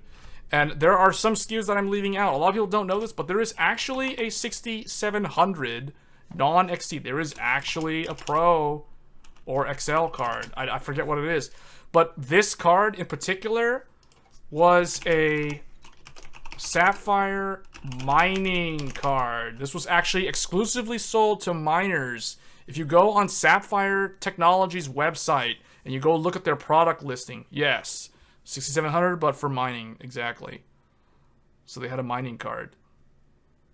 So that's interesting because we never actually saw. Now you can actually find these now on like Newegg. You can actually buy one of these now, like a regular 6700. But they like a lot of people were trying to like blame Nvidia and say Nvidia was selling direct to miners. Yeah, they were, but pretty much everybody was. AMD wasn't selling them direct, but AMD's board partners like Sapphire and PowerColor, they were. So it's not like Nvidia is the only one to blame for selling direct to miners. AMD's AIBs were doing it too. So it's not like they were innocent in that regard. So they were all doing it. Because hey, if you can think about it like this, if you can do volume distribution, if you can sell in bulk to one customer, that is always better than selling individual units, quantity ones, to like random everyone else. Because you can cut them a discount and it's easier because you know, like, okay, I just sold 500 GPUs to this small startup company in Iceland, or I'm not talking about me, I'm saying like if I was PowerColor or Sapphire or EVGA or MSI, you know, whatever. I'm just throwing out their names. I'm not trying to throw anyone under the bus. I'm just throwing out their names because we already know like they were doing it. It's fine. It is what it is. All the gamers hate on them for doing that, but you know, you can't really do anything about it. But as an example, if you can sell 500 GPUs to one person or one company, that is so much easier from a support call standpoint because you know if that guy's calling in for an RMA, you already know like what he's doing with the card, so you already kind of have expectations set. So your tech support is more quicker at responding. They've dealt with this guy probably like 20 times because he had 20 cards go bad and he could have been retarded and he could have plugged in the PCIe slot backwards or something or whatever, you know. So it's easy when you deal with the same person as opposed to having to like deal with hundreds of different customers that have so many different configurations, right? So that's why it was easy money for the AIBs. Like, seriously, it really was, for the last 2 years. Like NVIDIA Ventus, 3080, 20 VR. Oh, you mean the MSI card? Yeah. Or was it an NVIDIA card? Or was it an MSI card? But regardless, right? Like, it's the same thing. So just looking at this, right? Like, obviously, there's those other cards. Those, like, the 50 cards. Like, there's this, which is the KXTX. Well, I'll just leave that off. And then there's the 750 XT, which is just kind of there also. Just kind of right here. And then you also have the 6650 XT also. So you had these cards just kind of like wedged in between. But that's the full stack for AMD. NVIDIA also basically filled in the entire line, like top to bottom. In fact, there is a 3050 Ti for those that are curious.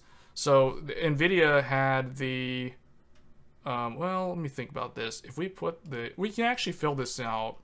Well, it's going to look messy, so I'll just do a new list. So NVIDIA basically has 30, I'm just not going to write RTX because it's the same across the board. 3090 Ti or Ti or whatever. We'll just do like this. 3090, 3080 Ti, 3080, 3070 Ti, 3070, 3060 Ti, 3060. There is actually a 3050 Ti mobile. It is only in mobile. And then there is 3050. And that's the full stack. So what's interesting is they finally like went RTX for all their branding, and they stopped using like GTX for the branding. But which is honestly, guys, I like GTX more. I like the sound of it more.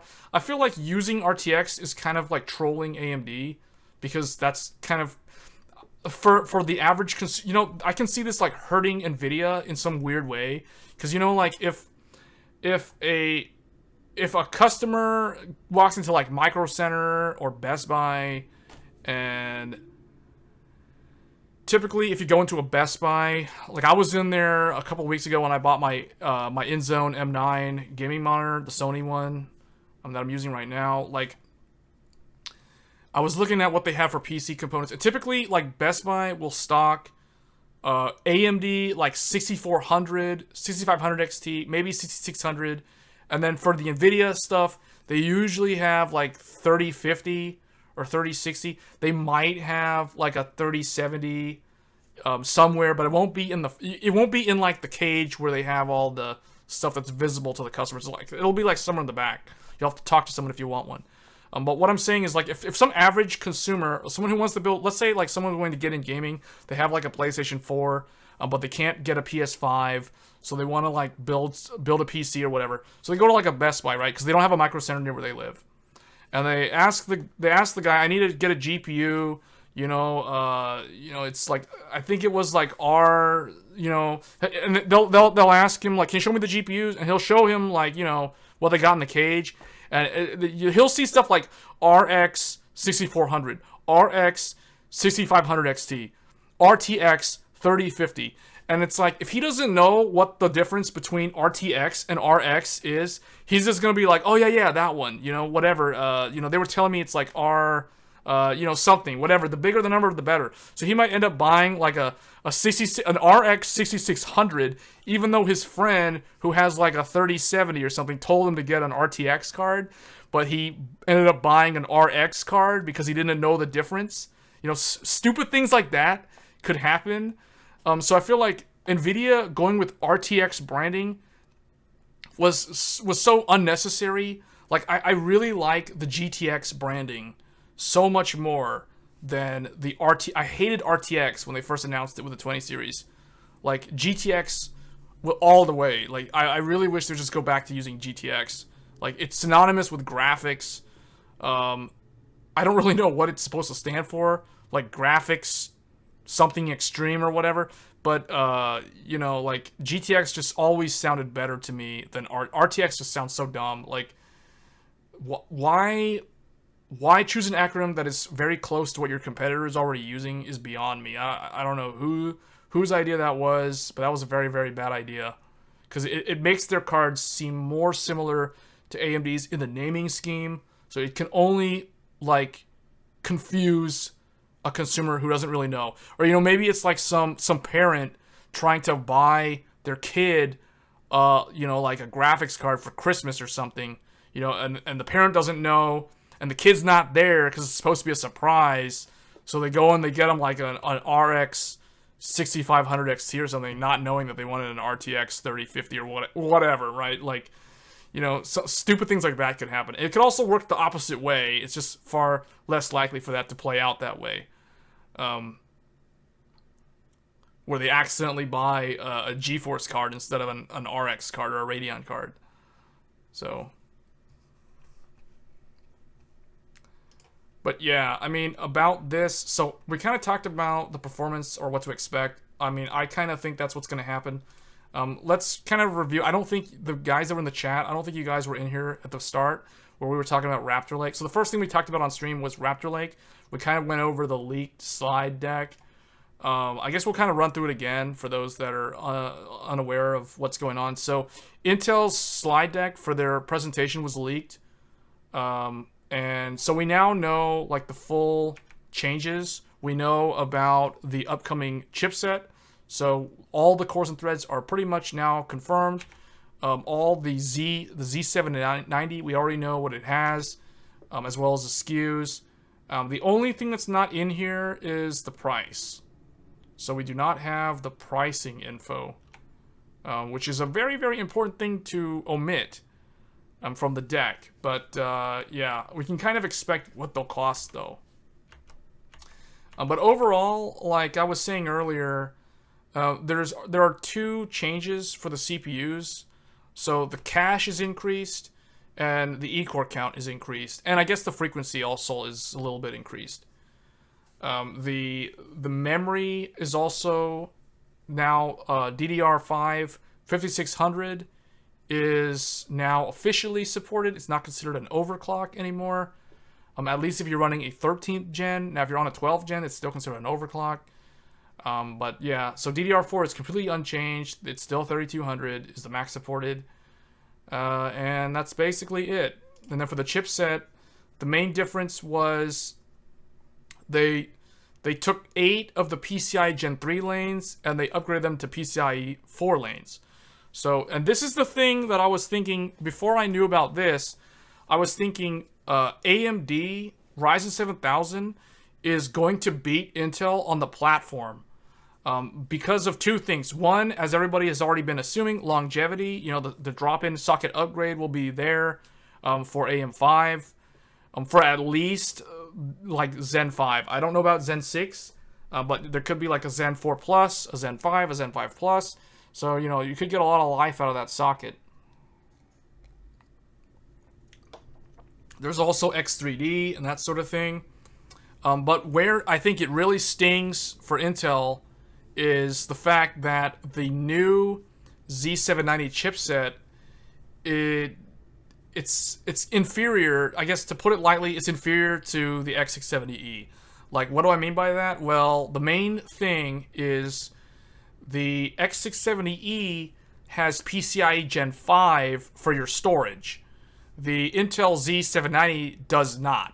It's still PCIe Gen 4 for the storage. Now, this is not really, I guess it's not a really big deal, but if we're talking about, like, future-proof, I hate to use that word, but if we're talking strictly on protocols that are supported, generations that are supported, objectively, the X670E wins, hands down. Like, it's got the capability to run a PCIe Gen 5 SSD or an M.2 NVMe. You cannot do that on Z790, which is a huge letdown, and I think this is probably going to be a thorn in Intel's side going forward because of that. They missed the mark on that. They really needed PCIe Gen 5 SSD capability.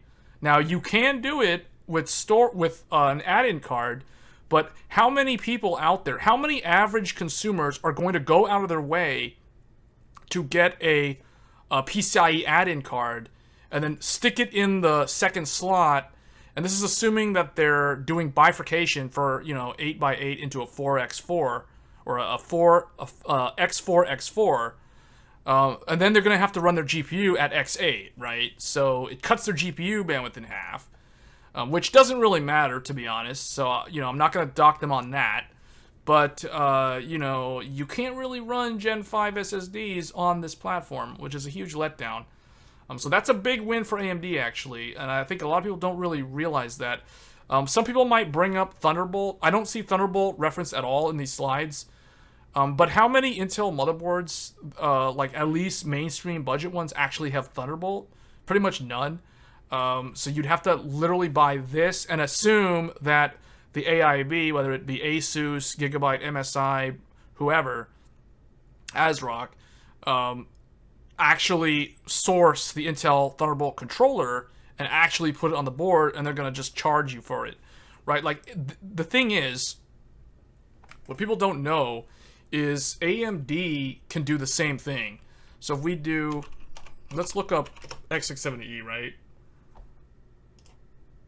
Announces, oh man, Tech Power Up had a very, very good, chipset detail, unveils. Okay, this is an extremely good article by Tech Power Up, and it was way back in May of this year. Like, this gives us the actual interface PCI layouts for AM5, for the CPU, and how they're wired. So what they tell you here is the GPU will take 16 slots, so 0 through 15. So that's typically your top slot, X15. There's going to be a second slot which will leech 8 of those off of the main one. So this one right here on the left over here is for the first 2 PCIe slots. Then you have 4 slots, so 16, 17, 18, and 19 for general purpose, and then you have 4 more for general purpose. So that's a total of 24 PCIe Gen 5 lanes on X670E. So what that means is if somebody like Asus or ASRock or MSI, if any AIB wanted to, they could actually purchase the Intel Thunderbolt controller, because you can do Thunderbolt, you can do PCIe tunneling with Gen 5, and you can actually solder an Intel Thunderbolt controller, Thunderbolt 4 or whatever, to one of these sets of general purpose lanes. In fact, you could even do it to the chipset, because you've got the remaining 4, so it's 28 lanes total, but 4 of them, remember, 4 of them go to the chipset, but then you have chipset lanes. And remember, guys, Thunderbolt is using PCIe Gen 3 signaling. I'll say that again. Thunderbolt is using PCIe Gen 3 signaling. So if they wanted to, they could take like PCIe 3 lanes or PCIe Gen 4 lanes from the chipset on the breakout, and they could wire up Thunderbolt. Now, they probably wouldn't do that. Ideally, you want to wire them to some of these general purpose Gen 5 lanes, because these go straight to the CPU, which means there's no bottleneck with the chipset. So if they wanted to put Thunderbolt on an AMD motherboard, they could very well do that with X670E. It is very, very doable. It's really going to boil down to the AIB. They have to look at the demand. If there's a demand for Thunderbolt on AMD, and there kind of is, but really only in niche enthusiast circles, not really in the general public, right? So in desktop, it's kind of a moot point, because I think like the best use case that I can think of for Thunderbolt is typically docking stations and like external GPUs. And with a high-end desktop, you don't really need that. So it's kind of a moot point, and that's probably why you never see Thunderbolt on like build your own like desktop motherboards. Regardless of whether we're talking AMD or Intel. Sometimes you'll see them like on the back for the Intel motherboards, but usually you don't really use Thunderbolt on the desktop. So in that regard, it's kind of a thing. I just wanted to point that out, because people who are going to think, well, AMD doesn't have Thunderbolt. Well, that's not AMD's fault. That's because the motherboard manufacturer did not think that there's enough demand to, to actually pay the money to buy the Thunderbolt controller and put it on the motherboard. So that's the reason why. So the choices for the general purpose lanes, there's a choice now. So if I'm making a motherboard, if I'm MSI or whoever, and I'm thinking, oh, what do I want to sell with my motherboard? So I could go buy an Intel Thunderbolt controller, and I could take like 16 through 19 for the Thunderbolt, or I could do 20 through 23 on Thunderbolt. But what can I do? What else can I do, right? Like the other option would be USB 4 using as media. So you could go and buy an as media controller. I think like ASM 4242. You can put one of those on there too. So you could get USB 4 on here that way. That's wireless through the chipset. So again, the motherboard manufacturer has to decide what they want to do with these lanes. So they could do that. They could either do USB 4, they could do Thunderbolt, or, and I think what they're most likely going to do is they're just going to give you additional M.2 storage on the motherboard that can do PCI Gen 5. In fact, if you guys go look at like the Crosshair or the MSI Ace or, you know, these high-end boards, you're going to see that they support more than one PCI Gen 5 SSD. And the way they're doing it is they're wiring these general purpose lanes to the M.2 drives. This is what they're doing. So you're going to get more than one CPU wired drive, which is really nice. So I think that's going to be the most common scenario for what you're going to see on AM5 motherboards. And then, of course, you know, the remaining 4 go to the chipset, so that's going to be the X670E.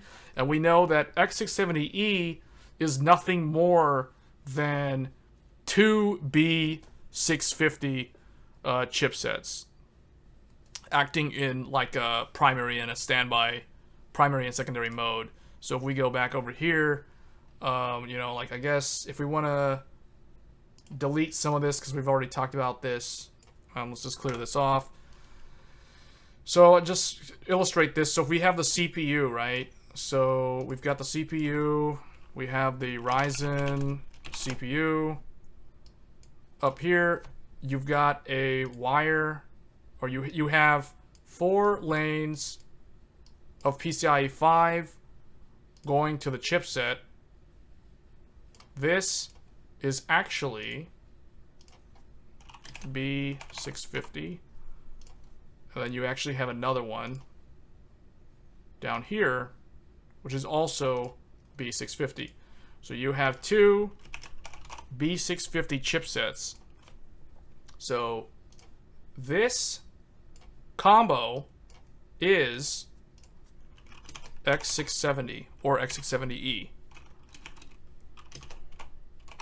That is what X670 is. X670 is actually nothing more than 2 B650 chipsets in a primary secondary operating mode. And there's like a whatever. I don't know what they have between the two of them, but that's basically how they're wired.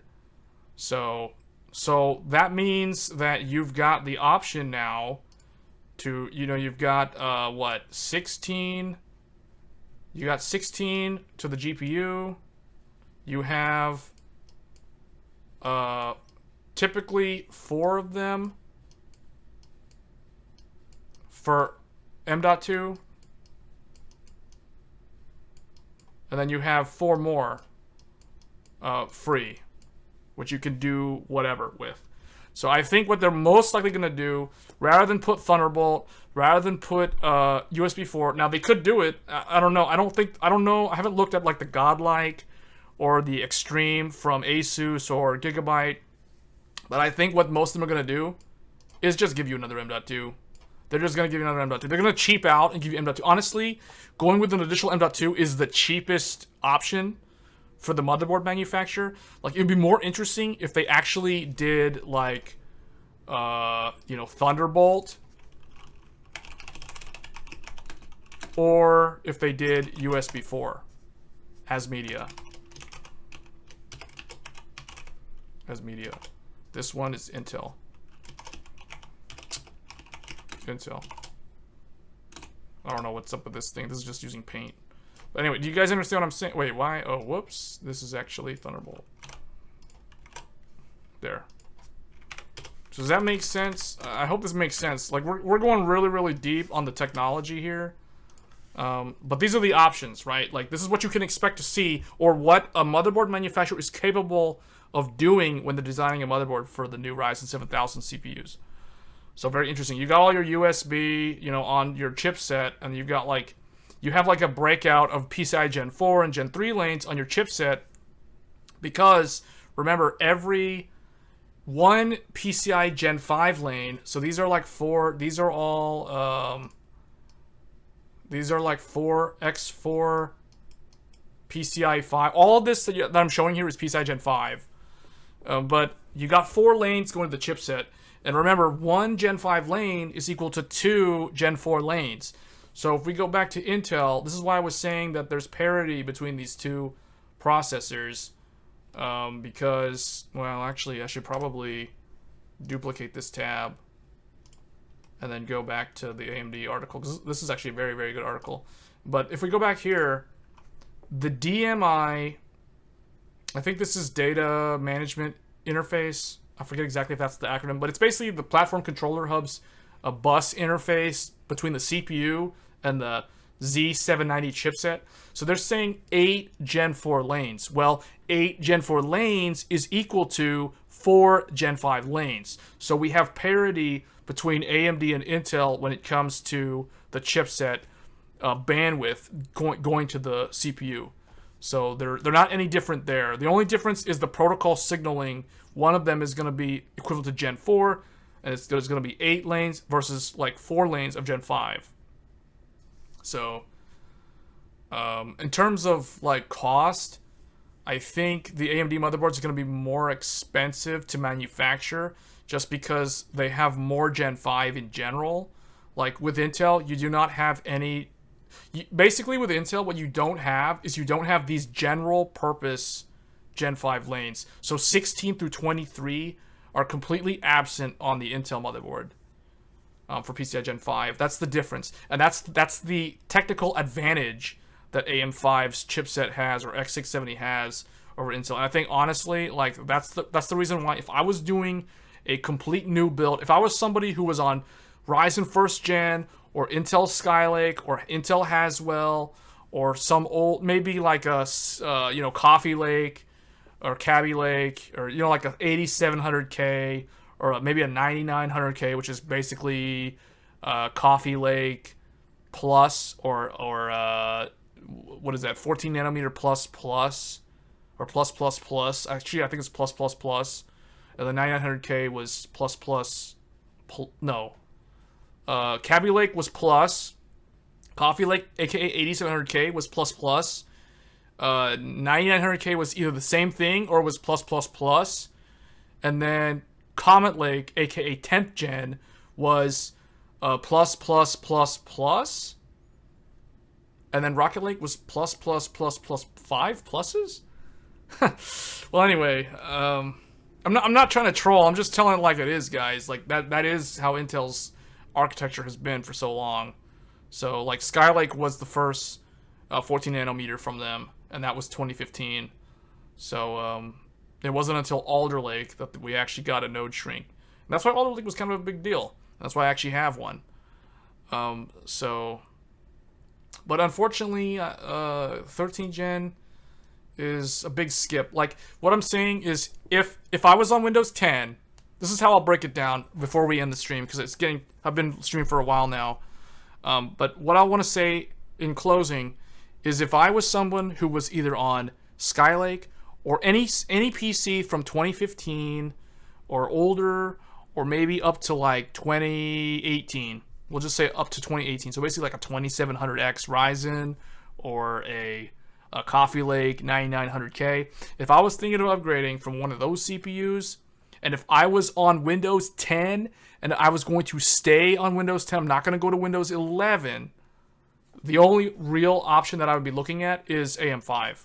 Like, yes, you could do AM4 or Z690, but I think in terms of future-proofing, like forward compatibility, if I'm the type of person who's going to use my computer for at least 5 years before thinking of upgrading, I would definitely want to consider Gen 5. Like, let's put it that way.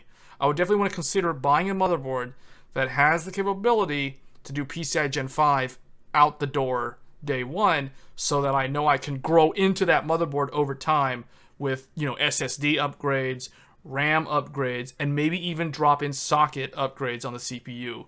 So I would definitely consider AMD first, and I would kind of look at Intel, but Intel's more of like a worst case scenario. I can't get you know, AM5, or there's some horrible shortage with the motherboards or something, then you might want to consider Intel 13th gen.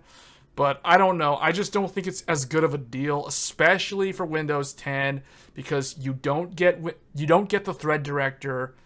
You have to be on Windows 11 to get access to that. So the operating system really doesn't know what to do with the E-cores. You're going to run into weird issues where, like I was saying earlier, I remember when I bought the 12700K on launch day, and then when Endwalker, Final Fantasy XIV Endwalker came out like a month later, I started playing it, and guys who played 14 know that when Endwalker launched, the login queues for that MMO were atrocious, especially if you were on a high population server. But I was playing it on my Alder Lake desktop, and randomly, not really doing much of anything. I remember trying to get one of those ether currents so I could start flying with my mount in the new zone, and the game literally just like DX Fatal Error crash desktop. Now I'm stuck with a 2-hour queue to get back in, and the game randomly crashed because of some random thread got put on the E-core, and there was too much latency, and the game didn't like that, so it crashed. You know, these sort of things are these are the early teething issues that I experienced with Alder Lake. And the only way I was able to fix that was to turn off all the E-cores. So now I'm literally just running the 12700K as though it was just 8-core, 16-thread. 8 performance cores, 0 E-cores, because they're all turned off. And that's how I've been running it on Windows 10. And it's kind of lame because, you know, now the E-cores are just turned off, not doing anything. And it shows up as a 16-thread processor, and that's not cool. But anyway, yeah. So in that regard, like for me personally, the 13900K makes no sense because, you know, okay, it's got 16 E-cores, but what am I going to do? Turn off all 16 E-cores and just have another 8-core CPU? Like what? So yeah, no. I mean, not trying to hate on Intel, but that's been my experience. So, and I consider myself like technically capable because I never had any of those problems on my Ryzen 5000 CPU. And once I turned off the E-cores, I never had the problem. So I know it's an E-core problem with Windows 10.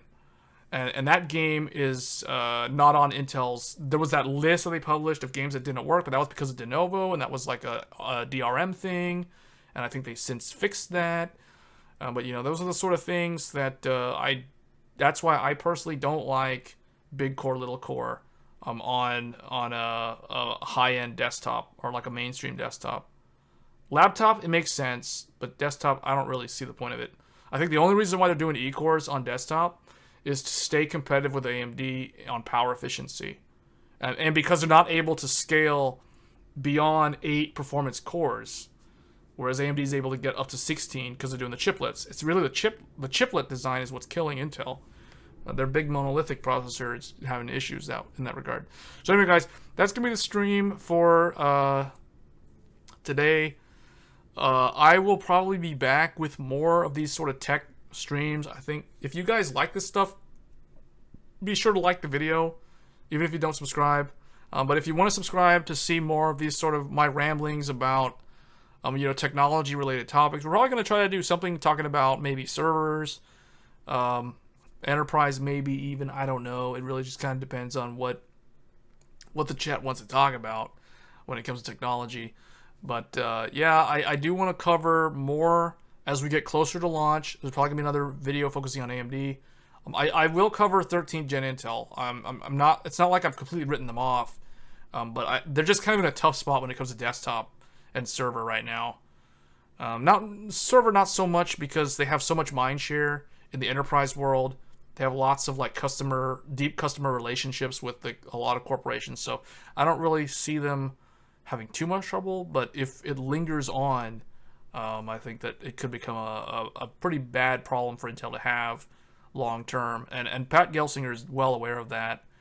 But I think they have good leadership now, at least. But AMD's just done real well, and I think TSMC has really helped them. I think one of the smartest things that Lisa Su and her leadership team did at AMD is they successfully managed to get that divorce from Global Foundries.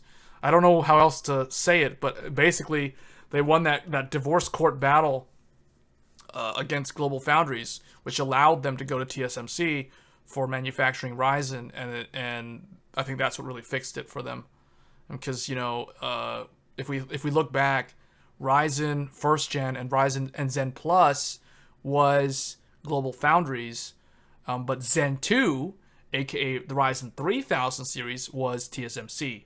That was the first 7 nanometer, and that was when they tied Intel for the first time. They hit parity with them, and then when Zen 3 came around, they actually trounced Intel and took the lead from them in every objective performance metric imaginable. And I think that was a really big awakening for Intel when that happened 2 years ago. So anyway, guys, this is kind of like a passion project for me. So if you guys have any interest in hardware technology, feel free to subscribe. It really motivates me more than anything to keep trying to come up with ideas for new content on this sort of thing. And I feel like I want to do something that's more like in-depth discussion related stuff, like this sort of format, more so than just generic, like here's a product, it's cool, I mean, this is what it does, I like it. I don't really want to do that. I tend to go really deep into the details on what something could do. Like for example here, we're going over this Tech Power Up article on like the layout, the AM5 interface layout, which is basically, this is the CPU pins is what this is, as opposed to the chipset. So the chipset is a completely different one. But we might do a video on the chipset itself, because I feel like that's probably something that people are going to be interested in, especially if people in the chat or viewers are interested in, like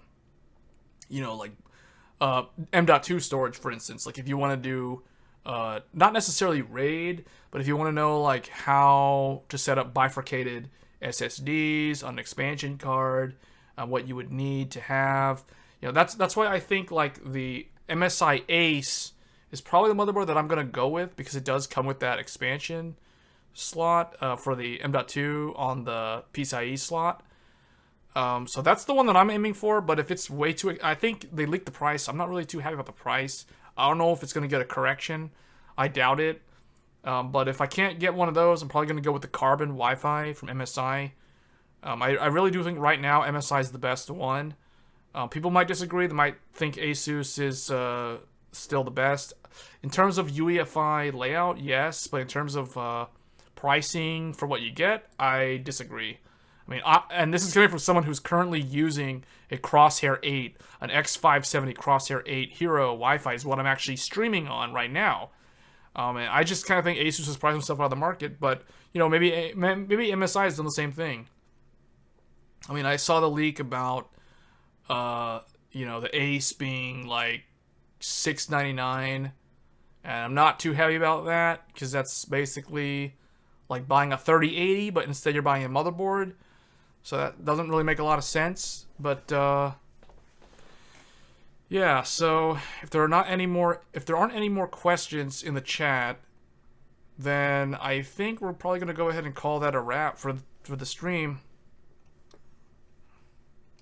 So anyway, guys, I hope you enjoy this content, and I'll definitely be doing more coverage of AM5 and the chipset as we get closer to launch.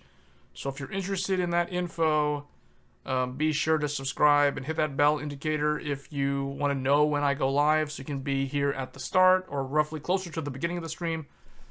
I guess I'll catch you guys next time. So again, thanks for viewing, and I'll see you next time. Thanks.